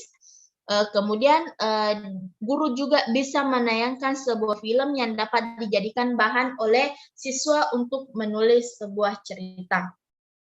Yang terakhir yaitu TIK sebagai media pembelajaran apresiasi sastra. Jadi untuk apresiasi sastra ini biasa guru atau pendidik menyiapkan rekaman drama, puisi, atau pembacaan cerpen yang diperdengarkan kepada siswa sehingga siswa mampu atau siswa diharapkan bisa memahami unsur intrinsik dan ekstrinsik dalam karya sastra tersebut. Jadi video pembacaan puisi juga bisa diperdengarkan kepada siswa sehingga siswa diharapkan mampu mengapresiasi puisi tersebut. Jadi itulah tadi 5 implementasi pembelajaran bahasa Indonesia yang berbasis TIK. Yang pertama tadi TIK sebagai media pembelajaran aspek menyimak. Yang kedua, TIK sebagai media pembelajaran aspek berbicara. Yang ketiga, TIK sebagai media pembelajaran aspek membaca. Keempat, TIK sebagai media pembelajaran aspek menulis. Serta yang terakhir yaitu TIK sebagai media pembelajaran apresiasi sastra. Jadi itu tadi materi yang sempat saya bawakan hari ini mengenai implementasi kurikulum 2013 dalam pembelajaran bahasa Indonesia berbasis teknologi informasi dan komunikasi. Selanjutnya saya kembalikan kepada moderator. Terima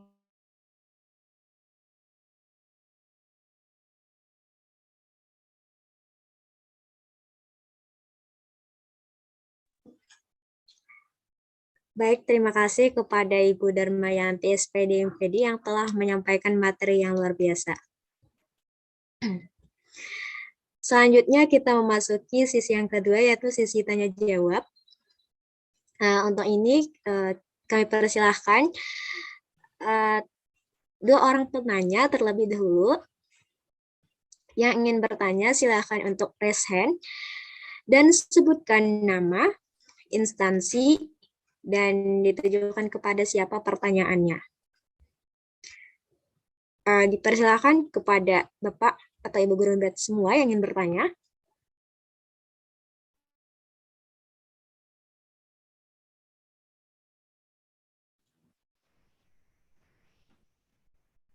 Saya mohon izin bertanya ya, Mbak. Ya, silakan Ibu Carolina, dipersilakan. Baik, terima kasih kesempatan yang diberikan. Selamat pagi Bapak Ibu semuanya, terkhusus untuk para narasumber pagi hari ini yang sangat luar biasa, di mana pembelajaran yang saat ini itu adalah untuk tentunya masa depan anak-anak kita.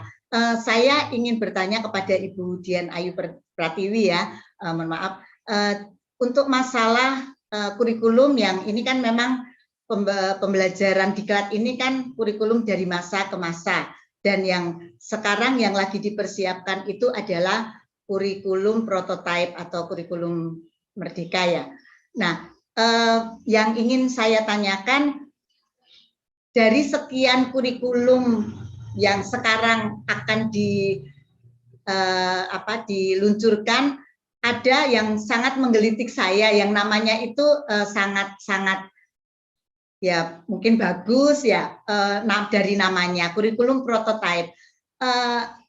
Apa yang dimaksud Bu dengan kurikulum prototipe, itu yang pertama. Terus mengapa yang dipilih itu adalah kurikulum prototipe? Mungkin ini dari para pakar pendidikan kan saling mungkin mengajukan ya, nama ini. Nah, mengapa kok kurikulum prototipe yang diluncurkan, dan keunggulan dari kurikulum prototipe itu apa? Dan memang saya juga pernah mendengar bahwa kurikulum prototipe itu ada untuk mengacu kepada karakter anak, yang dimana nantinya itu misalnya anak ini bakatnya di kesenian, nanti akan diarahkan kepada kesenian. Misalnya anak ini bakatnya matematika, akan diarahkan ke matematika. Itu Bu, terima kasih untuk kesempatan yang diberikan. Baik, terima kasih. Pertanyaan menarik sekali nih dari Ibu Carolina. Satu orang penanya lagi, apakah ada? Ya, silakan Ibu Miss Rose untuk bertanya. Oke, Assalamualaikum warahmatullahi wabarakatuh. Tabipun, narasumber yang terhormat, saya ingin bertanya. Tadi ada salah satu mengatakan aplikasi pembelajaran. Apakah aplikasi pembelajaran yang dimaksud itu aplikasi Merdeka Belajar atau apa? Tadi karena nggak disebutkan aplikasi pembelajaran. Nah, kalau jelas enak. Yang dimaksud tadi apakah disebut dengan aplikasi Merdeka Belajar?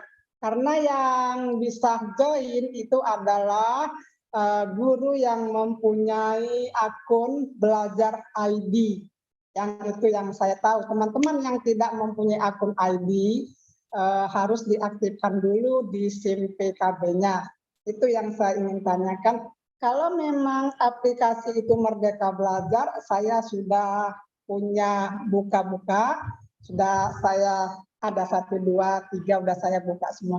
Itu saja yang ingin saya tanyakan. Terima kasih. Mohon maaf lahir dan batin. Wassalamualaikum warahmatullahi wabarakatuh. Waalaikumsalam warahmatullahi wabarakatuh. Baik, terima kasih ya, Ibu Misrus dari SMPN 18 Bandar Lampung atas pertanyaannya. Selanjutnya dipersilakan kepada Ibu Diani Ayu Pratiwi untuk menjawab pertanyaan. Oke, baik. Terima kasih banyak, Ibu Moderator. Sebelumnya saya ucapkan terima kasih banyak atas 2 pertanyaan yang luar biasa sekali dari Ibu Mis dan Ibu Caroline. Pertama, ya betul Bu, saya mau mengkonfirmasi dari Bu Mis ya, aplikasi yang Merdeka Mengajar itu. Benar, ya. Itu adalah aplikasi yang diluncurkan juga yang di tanggal 11 Februari itu, Bu. Ya, aplikasi Merdeka Belajar. Merdeka Mengajar, Bu. Merdeka Mengajar, ya. Karena banyak aplikasi gitu. Ada aplikasi Merdeka Belajar, ada aplikasi mengajar, ada lagi aplikasi apa ya, lupa saya. Pokoknya ada 3 aplikasi di situ. Yang kita rumah belajar, gitu. Nah ada banyak macam-macamnya begitu. Karena kalau yang aplikasi-aplikasi lain gitu kita masuk dengan akun Google kita itu bisa. Kemarin itu kepala sekolah saya bilang dia bilang masuk. Ternyata itu harus akun kepala sekolah kalau mau masuk itu tadi. Nah, saya bilang setelah masuk itu ya pertanyaan itu banyak sekali yang harus kita isi. Memang betul kata Ibu tadi itu harus yang mengisi kepala sekolahnya.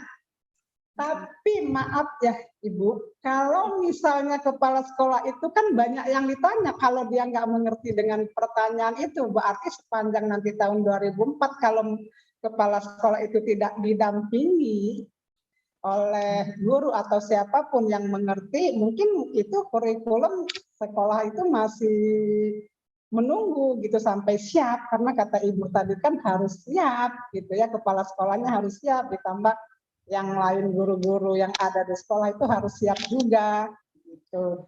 Karena kita juga kemarin itu sampai tanggal 31 Maret wajib harus masuk gitu. Di situ ya karena dia perpase tadi Bu, perpase maksudnya saya kan umurnya udah 57 tahun gitu kan. Jadi saya harus ikut yang ini gitu. Nah, kebanyakan itu literasi. Nah, kalau literasi itu ya akan ditanya juga walaupun diujikan juga. Walaupun banyak itu seperti saya sudah pernah mengikuti pembatik. Pembatik level 1 itu saya sampai 4 kali Bu baru lulus. Tapi kalau misalnya untuk kemarin itu saya belajar seperti di analog teacher itu, sesulit apapun saya bisa. Saya tanyakan terus, saya nggak bisa nih Pak Muzakir ini, warna saya nggak bisa kok ini hilang, kok ini. Dia bilang di HP begini-begini.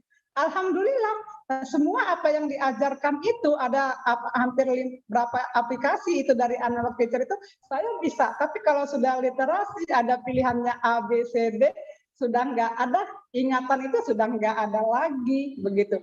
Jadi saya masuk itu di aplikasi mengajar itu saya harus ikut pelatihan gitu. Nah itu salah satu pelatihannya yang saya juga kalau ditanya nggak akan lulus karena waktunya itu untuk menjawab soal itu kan ada limit waktunya. Mau saya baca juga kalau pilihan ganda karena itu literasi umum. Misalnya salah satu yang ditanya misalnya apa itu perangkat lunak, apa itu perangkat keras. Kalau semuanya itu biasanya saya dari muslim saya menguasai. setelah saya hafal-hafal, saya nggak hafal. Tapi kalau ditanya, Ibu kalau buka ini apa caranya? Ini bisa. Itu Bu maksud saya. Terima kasih. Ya, mohon maaf lahir batin. Ya, baik, terima kasih. Terima kasih banyak Bu Miss. Bu Miss ini sepertinya guru yang luar biasa ya. Dari ininya semangat sekali dengan usia beliau 57 tahun, saya apresiasi sekali Bu. Jadi benar yang Ibu sampaikan, yang aplikasi ini adalah Merdeka Mengajar Bu.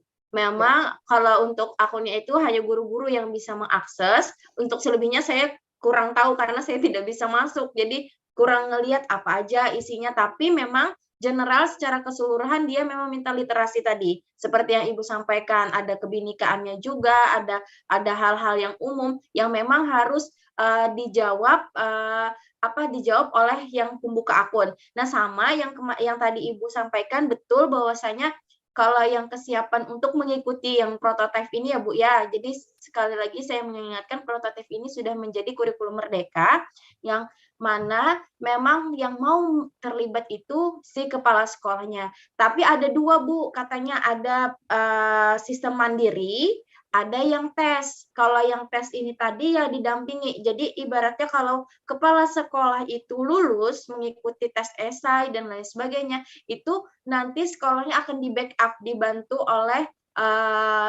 oleh pemerintah untuk memberikan pelatihan, guru-gurunya diberi pendampingan. Nah, ada juga yang opsi yang kedua adalah secara mandiri. Artinya dia memang mendaftar tapi tidak melalui tes, cuman secara keseluruhan wewenang dipegang oleh kepala sekolah. Jadi memang ada dua konsep itu yang kemarin sempat saya diskusikan dengan rekan-rekan yang khususnya yang guru yang memang dia terlibat di dalamnya. Jadi kenapa dia juga nggak ikut?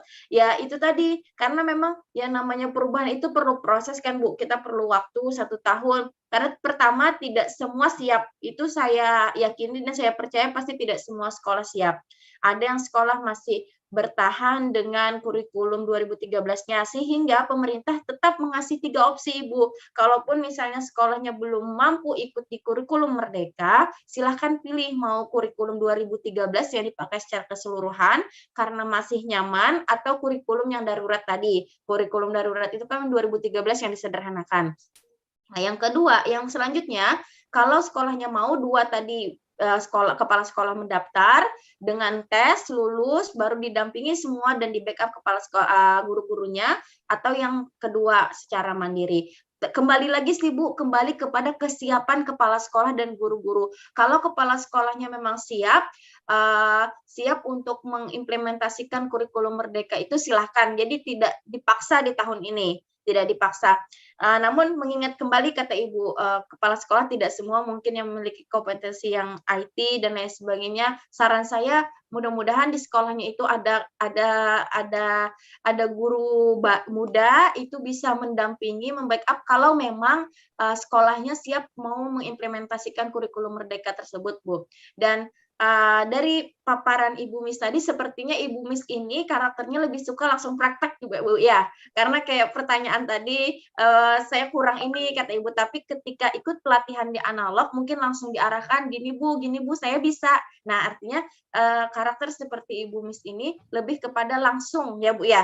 Sepertinya itu ya, langsung mencoba buka yang ini, saya langsung bisa. Mudah-mudahan nanti di kesempatan selanjutnya analog bisa mengimplementasikan kegiatan mengaplikasi yang Merdeka Mengajar tadi. Mudah-mudahan juga di sekolah-sekolah Bapak Ibu bisa ada kegiatan nanti pendampingan kampus lagi Merdeka Mengajar tadi.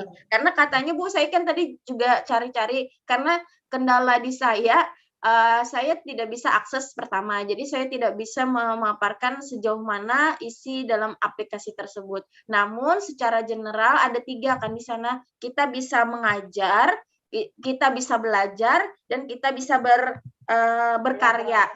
Berkarya ya Bu ya, ada 3 ya kalau nggak salah, mengajar, belajar, sama berkarya. Mengajar itu kita bisa menggunakan atau memanfaatkan aplikasi tersebut mengajar. Kalau belajar di sana juga katanya ada misalnya kita kebingungan dalam mau konsep materi atau konsep pembelajarannya seperti apa, di situ juga ada disediakan sepertinya. Dan yang ketiga berkarya, kalau misalnya Bapak Ibu saat mengajar direkam, habis itu setelah itu diupload kembali, itu kayaknya bisa karena di situ sama-sama berbagi. Kemarin itu sempat saya dengar juga pada saat sosialisasi tersebut, setelah ini silakan kembangkan aplikasi Merdeka Mengajar ini sepenuhnya kepada guru-guru. Jadi sesama guru, jika misalnya ada informasi atau video pembelajaran yang menarik, silahkan katanya diupload di situ dan bisa membantu oleh guru-guru lain. Jadi saling berbagi sepertinya Bu di aplikasi tersebut.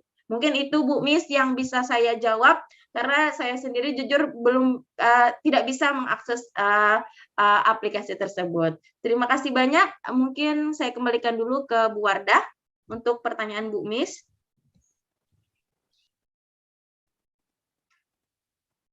Oke, atau saya lanjutkan ya. Saya lanjutkan ke pertanyaan selanjutnya tadi yang dari pertanyaan pertama Ibu Caroline. Nah, Ibu pertanyaannya terkait dengan kurikulum prototipe Ibu ya. Seperti yang saya jelaskan, sebenarnya kurikulum prototipe ini sama tadi Bu, kurikulum Merdeka. Hanya saja di sini prototipe itu artinya model yang mula-mula atau model asli yang menjadi contoh. Jadi prototipe itu istilah kurikulum yang bisa dijadikan contoh, Bu. Artinya di sini esensi dari kurikulum prototipe ini kan diberikan kewenangan untuk masing-masing sekolah. Masing-masing sekolah memiliki kebijakannya masing-masing. Saya mau menggunakan seperti ini, konsepnya seperti ini, itu. Dan pertanyaan selanjutnya tadi apa Bu ya? Yang saya ingat arti prototipe itu sendiri Bu ya, tadi model asli yang menjadi contoh. Kalau secara umum Ibu, kurikulum prototipe ini lebih kepada mengarah kurikulum yang bisa diimplementasikan oleh guru sesuai dengan kebijakannya masing-masing. Pada dasarnya, kurikulum prototipe yang sekarang menjadi kurikulum Merdeka, Bu, dia mendorong pembelajaran yang sesuai dengan kemampuan siswa, serta memberikan ruang yang lebih luas kepada siswa, baik itu mengembangkan karakter. Kita tahu di kurikulum 2013 sebenarnya sudah ada pengembangan karakter dan kompetensi dasar. Namun di kurikulum prototipe atau kurikulum Merdeka memiliki karakter yang lebih kepada untuk pemulihan pembelajaran, mengingat juga kita ibaratnya pernah mengalami krisis pembelajaran ya di tahun COVID kemarin yang full-fullnya off sama sekali sekolah, bahkan pembelajaran langsung pun masih dalam kondisi terbatas, sehingga konsep prototipe itu dihadirkan sebagai bentuk pemulihan. Ibaratnya itu Bu obat. Nah, obat yang dihadirkan ini loh obatnya gitu. Nah, yang pada dasarnya pemulihan pembelajaran ini ada 3 Bu. Dia mau mengembangkan soft skill dan karakter.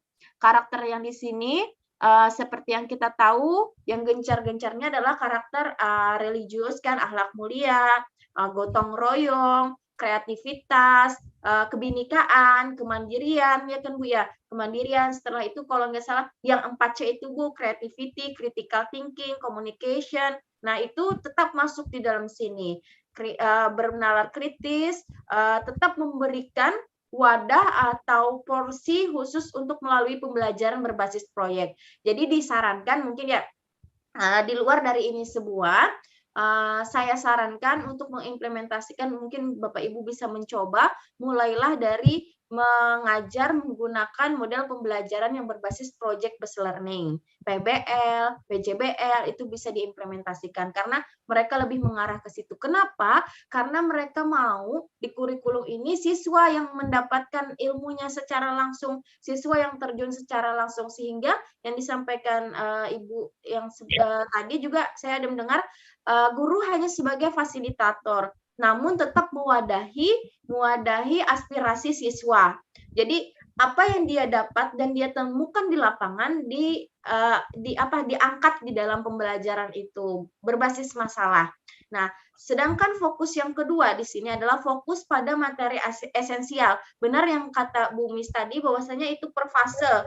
Dia tidak lagi yang apa ya Bu istilah di SD itu, di sekolah dasar. Yang jelas pembelajarannya itu per fase, tidak lagi dituntut yang langsung apa gitu. Nah, materinya lebih esensial sehingga ada waktu cukup untuk pembelajaran yang mendalam bagi kompetensi dasar seperti literasi dan numerasi. Itu memang Ibu digaungkannya sejak tahun sebelum-sebelumnya, literasi, numerasi, sampai ke kurikulum Merdeka ini masih tetap dikembangkan literasi dan numerasi, Bu. Nah, yang ketiga, dia lebih fleksibel. Fleksibilitas bagi guru untuk melakukan pembelajaran yang sesuai dengan kemampuan murid atau teach at the right level. Jadi sesuaikan kemampuan murid dan melalui penyesuaian dan konteks muatan lokal. Ini tadi kembali misalnya di daerah Bekasi itu dia konten muatan lokalnya itu apa? Silakan Ibu angkat karena kita juga Bu ya sedikit banyaknya kalau kita tidak menanamkan sejak dini atau sedini mungkin kepada peserta didik untuk sadar akan lingkungan, dampaknya adalah apa Bu? Contohnya kita tahu sekarang banyak yang viral-viral itu K-pop, budaya-budaya Korea yang masuk. Itu Bu kalau tidak dipertahankan mulai sekarang, kebudayaan kita itu akan hilang karena anak-anak muda, anak-anak remaja saat ini dia lebih tertarik kepada K-pop, tidak Jaipong, tidak tarian ini, tidak tarian Nusantara kita. Sehingga sedikit banyaknya kita mulai menggeser dan menyadarkan kepada peserta didik, ini loh daerah kalian. Sehingga masuklah muatan lokal. Dulu mungkin muatan lokal mata pelajaran tersendiri, tetapi di sini mereka mengharapkan muatan lokal masuk dalam substansi. Nah, dalam jenjang SD, kompetensi yang mendasar dan pemahaman holistik untuk kurikulum Merdeka ini lebih untuk memahami lingkungan sekitar, mata pelajaran IPA dan IPS yang digabungkan dalam IPAS ya, ilmu pengetahuan alam dan sosial. Selain itu, integrasi computational thinking, kemampuan berpikir dalam mata pelajaran baik itu bahasa, matematika, dan IPAS. Bahasa Inggris juga sebagai mata pelajaran pilihan pembelajaran berbasis proyek untuk penguatannya adalah profil pelajar Pancasila. Dilakukan minimal 2 kali dalam setahun ajaran. Jadi maksudnya tetap ada bagian yang memang pembelajaran itu ada penguatannya tersendiri, baik itu di mata pelajaran bahasa Inggris dan pelajar Pancasila. Seperti itu Bu Kalorin, dari saya mudah-mudahan bisa terjawab. Mikrofon Ibu, mohon maaf. Ya, Ibu, terima kasih. Saya lebih jelas. Seperti tadi yang Ibu katakan untuk muatan lokal Bekasi, mohon maaf. Kebetulan saya kan orang Jawa ya. Jadi untuk sedangkan muatan lokal di Bekasi itu kan bahasa Sunda. Jadi kadang saya itu ya bekerja sama dengan teman yang kebetulan beliau orang Sunda. Terus udah gitu. Selain itu kalau untuk menyanyi, untuk menari ya paling minimal saya juga sedikit-sedikit bisa, hanya bahasanya yang saya tidak bisa. Terima kasih Ibu untuk penjelasannya lebih gamblang saya. Sama-sama. Sukses ya Ibu. Iya, sukses juga Ibu, luar biasa. Saya kembalikan kepada Ibu moderator. Mbak, sebentar Ibu saya. Oh ya, silakan Bu Miss. Saya kan saya nyari yang namanya literasi sama numerisasi itu ya dari AKM itu dari tahun 2018-19 itu. Saya sudah cari yang untuk bahasa Inggris itu saya belum ketemu. Karena kan saya ngajar SMP gitu. Saya mau apa sih literasinya gitu. Bagaimana gitu. Contohnya lah gitu. Tapi ketika saya buka di Merdeka Mengajar itu, di situ nggak ketemu. Yang ada itu bahasa Indonesia, matematika sama IPS, 3 itu yang ketemu. Jadi jika saya ditanya IPA ada, kalau untuk bahasa Inggris itu saya nggak ketemu gitu. Apakah itu karena nantinya untuk kata Ibu tadi untuk pembelajaran pilihan atau bagaimana? Terima kasih. Mohon jawabannya. Oke, mohon izin ya Bu. Nah, saya sebenarnya tidak berani menyatakan itu pasti atau tidak. Sepertinya Ibu kalau menurut pendapat saya secara pribadi dengan konsep kurikulum merdeka itu lebih kepada mata pelajaran pilihan Bu bahasa Inggris. Karena konsep dari esensi kurikulum merdeka ini kan dia lebih mengembangkan bagaimana pemahaman lingkungan sekitar sama muatan lokal yang lebih diangkat. Jadi bahasa Inggris ini tidak lagi yang wajib harus dituntut peserta didik. Nah, namun untuk SMP saya kurang tahu, jujur saya kurang tahu Bu untuk pengembangan SMP itu tadi saya berbicara SD. Nah, kalau SMP numerasi dan literasinya mungkin lebih kepada Bu ya? Entah ada mata pelajaran tersendiri atau nanti kita lihat perkembangan 6 bulan terakhir ini apakah di aplikasi Merdeka Mengajar itu nanti muncul bahasa Inggris untuk SMP. Karena kalau di SD sekarang tidak diwajibkan lagi Bu bahasa Inggris. Itu ya Bu, mohon maaf untuk yang SMP yang bisa saya jawab seperti itu Bu Miss. Nah, sama-sama, karena saya juga selalu mencari informasi. Siapa tahu kan kita. Ibu ininya ngajarnya mata pelajaran apa Bu? Saya ngajar mata pelajaran bahasa Inggris. Oh. Ya, Bahasa Inggris. biasanya kan saya literasinya itu karena saya pakai media gitu, digital saya pakai literasi, saya ngambil dari YouTube itu gitu. Misalnya kalau yang pertama itu kan biasanya kan kita baca doa, baca Al-Fatihah. Di situ kan nanti ada yang pakai translate-nya bahasa Inggris kan Arab kan. Nanti anak-anak mengikuti, terus di bawahnya itu kan ada terjemahannya di dalam bahasa Inggris. Nah, biasa saya ambil kalau misalnya jam pertama itu saya ngajar jam pertama, setelah kita berdoa itu saya ngasih literasinya, saya ambil yang religius salah satunya itu. Nanti kalau saya jam terakhir saya ambil juga yang melekat dengan materi saya. Nah, saya pengen cari literasinya itu yang ditetapkan seperti Ibu bilang tadi, itu kan ada profil Pancasila. Nah, profil Pancasila itu kan akhirnya setelah ditayangkan yang Ibu itu tadi kan akhirnya saya paham, oh iya, jadi kita kan bisa kreasi sendiri, nanti ditetapkan yang kritis, yang itu tadi kan. Nah, saya pengen tahu gitu batasannya itu literasi itu sampai mana, karena literasi itu kan banyak sekali, luas gitu. Numerisasinya apa gitu. Jadi saya nyari-nyari informasi seperti itu. Mudah-mudahan nanti bisa ditemukan. Terima kasih Bu.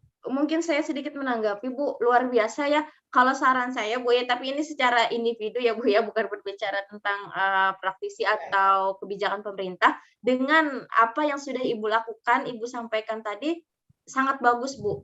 Apalagi Ibu sudah mengintegrasikan bahasa Inggris itu di religius misalnya, itu bisa Ibu kembangkan lagi di dalam literasi yang tadi pelajar Pancasila atau muatan lokal. Misalnya Ibu mau mengangkat materi apa gitu bercerita cuman berbahasa Inggris walaupun sederhana, itu bisa Bu, itu jauh lebih baik. Saya rasa itu bisa terintegrasi di dalam situ. Dan kalau Ibu memang suka sering bikin video atau pada saat ngajar, itu saran saya upload aja Bu kalau bisa di aplikasi belajar yang Merdeka Mengajar tadi. Karena di situ kan katanya ada bagian berkarya, ada ya Bu ya, yang bagian berkarya itu bisa ngupload ya Bu. Nah, Ibu bisa di situ menambahkan. Ya. Jadi mudah-mudahan nanti Ibu bisa jadi role model untuk khususnya mata pelajaran bahasa Inggris agar supaya kita tetap menanamkan yang pelajar Pancasilanya tadi. Nah, sekarang juga sembari mengingatkan kan sekarang bukan hanya 4C kan Bu ya, ada 6C, creativity, critical thinking, communication, kolaborasi, satunya lagi numerasi yang itu ya Bu. Iya, betul Bu. Bagus Bu, luar biasa. Diinikan aja Bu langsung ininya. Saya baru terapkan sama siswa saya aja kan sama kawan-kawan, tapi untuk umum gitu di-upload itu kalau video gitu saya sering bertanya terutama ke anak saya. Kemarin itu yang saya pelajari, coba dibuka karena belum saya sampaikan ke siswa saya, anak saya dulu saya suruh tes. Nah saya ngelarang, ini dia bilang di YouTube nggak usah masuk YouTube nih, dia bilang ada undang-undang IT-nya, dia bilang kenapa nak, undang-undang IT-nya kalau di YouTube tuh harus murni karya saya, dia bilang kan banyak narasumber-sumber yang lain, dia bilang kayak gitu. Nah sumbernya itu ingat nggak katanya linknya apa, ini dari mana, itu harus lengkap, dia bilang ini kayaknya nggak lengkap, jadi saya tuh banyak dikritik sama anak saya. Ya. Jadi saya belum ke situnya, belum berani gitu. Maka saya buat saya sendiri dan siswa saya. Gitu. Oke. Ya, kadang-kadang kawan-kawan bilang saya tuh pelit. Pelit, Miss Rosma dia bilang ini. Saya bilang bukan pelit, saya bilang kalian sering komersil, saya bilang. Nah, begitu pernah saya buat video pembelajaran itu komersil. Jadi kawan-kawan itu tahu kebenaran anak kawan saya itu, dia kata, ini loh, dia bilang mamimu, dia bilang aku, dianya malu. Kenapa? Bahasa Inggrisnya belum hebat, dia bilang masih hebatan saya. Katanya kau udah berani publikasi, kata dia gitu. Jangan lagi ya, katanya gitu. Gini Bu, apa? Kalau yang apa kata, ini pengalaman juga Bu ya, mohon izin ya Bu moderator, kami sharing jadinya di sini. Jadi yang apa upload YouTube misalnya, iya benar Bu, memang harus ada sumber. Makanya tadi saya menyarankan jika Ibu memang suka yang seperti itu, video Ibu full. Kalau memang video Ibu full itu insya Allah aman. Karena jujur saya pernah juga Bu di link YouTube saya di take down, karena kan kami biasanya saya bertim sama mahasiswa bikin video pembelajaran, karena saya bidangnya lebih ke SD Bu, mohon izin. Jadi bikin video pembelajaran, ternyata video itu bagian video sedikit, ada bagian video itu milik punya orang dan itu kena hak cipta, dan kemarin sempat di take down. Jadi dihapuslah video itu. Akhirnya kami bikin video ulang, baru ngupload ulang seperti itu Bu. Namun untuk semangat Ibu, saya rasa perlu diapresiasi Bu. Kalau mohon maaf Bu ya, yang rekan Ibu tadi bilang bahasa Inggrisnya Ibu kurang baik, kenapa meninggal? Itu saran saya tidak usah didengarkan deh Bu. Karena kita berkarya itu kan untuk memberikan manfaat kepada orang sekitar Bu ya. Bukan berarti kita kalau dikritik itu pasti Bu, karena kita juga yang namanya belajar dan membangun itu pasti ada yang mengkritik. Dan kritikan itu menurut saya artinya orang itu memperhatikan kita kan Bu ya. Itu dijadikan batu loncatan Ibu aja. Kalau Ibu yang di aplikasi kampus mengajar, Merdeka Belajar itu bisa Ibu coba upload di sana Bu. Mudah itu kan artinya tadi buat yang Ibu bikin untuk konsumsi Ibu sendiri. Coba deh Ibu upload, tapi memang sesuai yang anak Ibu sarankan tadi, betul-betul tidak ada narasumber lain, atau boleh Ibu narasumber lain, namun di situ dicantumkan berdasarkan ini narasumbernya, kalau mau diketik di komennya dan sudah mendapat izin. Nah, itu silakan dikomunikasikan. Tapi kalau Ibu memang bikin sendiri, konsumtif Ibu sendiri, memang Ibu ngajar di kelas, misalnya minimalnya Ibu ngajar di kelas, didokumentasikan, direkam, itu diupload. Itu akan lebih aman. Saya yakin itu aman dan tidak kena plagiat, Bu. Seperti itu. Ya, terima kasih. Sebenarnya yang itu bukan anak kandung saya sendiri. Anak kandung saya sendiri. Anak kandung saya yang ngeritik itu bukan orang lain gitu. Kalau kawan-kawan mah enggak gitu, karena anak saya itu ya namanya anak lebih pintar dia dari saya gitu kan. Dia jagonya gitu bahasa Inggris, jadi ya itu tadi, katanya ini pronunciation-nya ini belum pas, dia bilang kayak gitu. Coba dia bilang kayak gitu, diulang lagi. Karena sampai 3 kali, dia bilang kayak gitu. Itu sebenarnya, yang kritik itu bukan orang lain, anak kandung saya sendiri. Berarti luar biasa, anak Ibu sangat memperhatikan ini Ibu. Ya nggak apa-apa, bilang aja Ibu mau coba gitu. Karena kan anak saya jauh dari saya gitu kan, jadi apa yang saya kerjakan itu bagi saya itu hiburan, saya kirim ke anak saya, ini kurang ini loh, katanya matanya tuh kalau sebelum dipublish gitu, ini hurufnya kurang, ini kurang, diperhatikan dulu, dia bilang kayak gitu ya, seperti itu ya. Terima kasih Ibu, mudah-mudahan. Ya Bu, sama-sama, luar biasa Ibu. Ya, saya kembalikan ke moderator Bu Wardah. Ya, baik. Terima kasih Ibu Diani Ayu Pratiwi yang sudah menjawab pertanyaan apakah dari Bapak Ibu guru semua ada yang ingin bertanya lagi?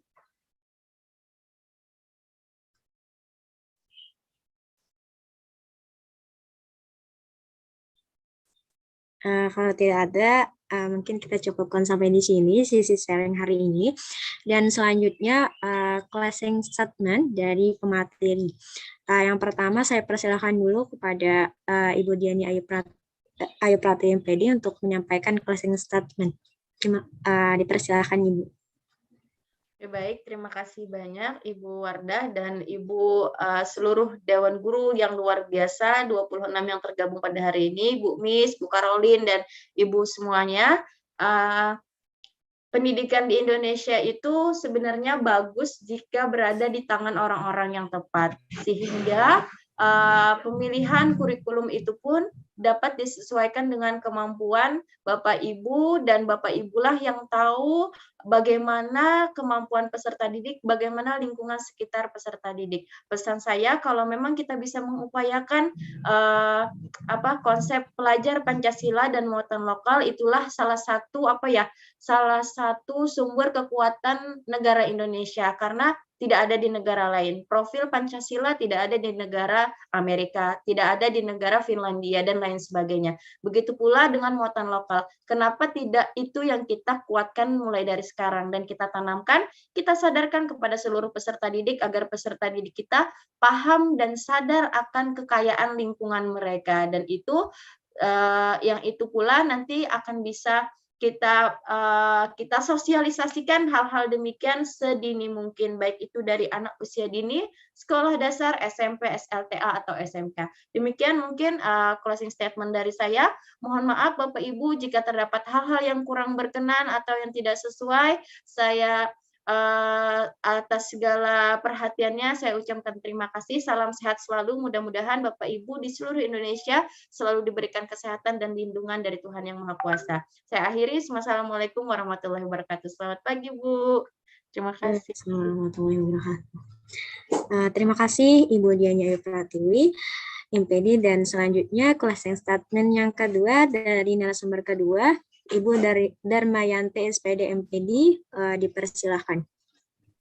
Baik, terima kasih atas kesempatannya. Jadi closing statement dari saya yaitu kita sama-sama tahu bahwa konsekuensi implementasi kurikulum 2013 ini yaitu bagaimana kemudian pendidik atau guru mampu mengintegrasikan mata pelajaran sesuai dengan fokus mereka masing-masing untuk mampu mengintegrasikan TIK dalam proses pembelajaran. Jadi guru sangat diharapkan untuk bagaimana bisa mungkin untuk selalu mengikuti perkembangan, mulai dari apakah itu perkembangan TIK khususnya, supaya kurikulum 2013 sendiri itu mampu berhasil dalam proses pendidikan atau proses pembelajaran dalam sekolah. Jadi dalam proses perkembangan pendidikan ini yang menjadi peran utama adalah para tenaga pendidik pastinya. Jadi untuk para tenaga pendidik sebisa mungkin bagaimana mengupayakan dirinya untuk bisa mampu mempelajari TIK secara perlahan, karena tidak menutup kemungkinan masih banyak tenaga pendidik yang susah untuk bisa beradaptasi dengan TIK dalam pengintegrasian proses pembelajaran dalam kelas. Jadi itu closing statement dari saya. Terima kasih untuk kesempatan yang diberikan. Terima kasih untuk para peserta yang sudah berpartisipasi sejauh ini. Semoga kita semua senantiasa diberikan kesehatan di masa pandemi ini, tetap stay safe, stay healthy. Terima kasih. Assalamualaikum warahmatullahi wabarakatuh. Selamat siang. Waalaikumsalam warahmatullahi wabarakatuh. Terima kasih Ibu Darmayanti SPD MPD yang telah menyampaikan closing statement-nya. Baik Bapak Ibu guru semua, karena waktu sudah habis, maka kita cukupkan sampai di sini. Semoga apa yang kita dapat pada kegiatan ini bermanfaat dan diridai oleh Allah Subhanahu wa taala. Alhamdulillah luar biasa pemaparan materi yang disampaikan oleh narasumber kita hari ini. Semoga kita semua mendapatkan ilmu dan mengamalkannya dalam kehidupan sehari-hari. Terima kasih kepada narasumber dan semua peserta yang telah mengikuti Diklat Pendidikan Nasional hari ini secara online melalui Zoom. Saya selaku moderator juga mewakili seluruh panitia Diklat Pendidikan dengan tema revolusi kurikulum dari masa ke masa. Kalau ada salah kata atau pelayanan kami yang kurang, mohon maaf yang sebesar-besarnya. Waktu yang mempertemukan kita dan waktu pula yang memisahkan kita. Salam hangat dari kami, saya Wardah, sampai jumpa. Demikian, wassalamualaikum warahmatullahi wabarakatuh. Waalaikumsalam warahmatullahi wabarakatuh. Ya, terima kasih kepada Ibu Wardah yang telah memandu acara pada hari ini yang sangat luar biasa. Kami ucapkan juga terima kasih kepada Ibu Diani Ayu Pratiwi dari Banjarmasin dan Ibu Darmayanti dari Makassar yang telah meluangkan waktu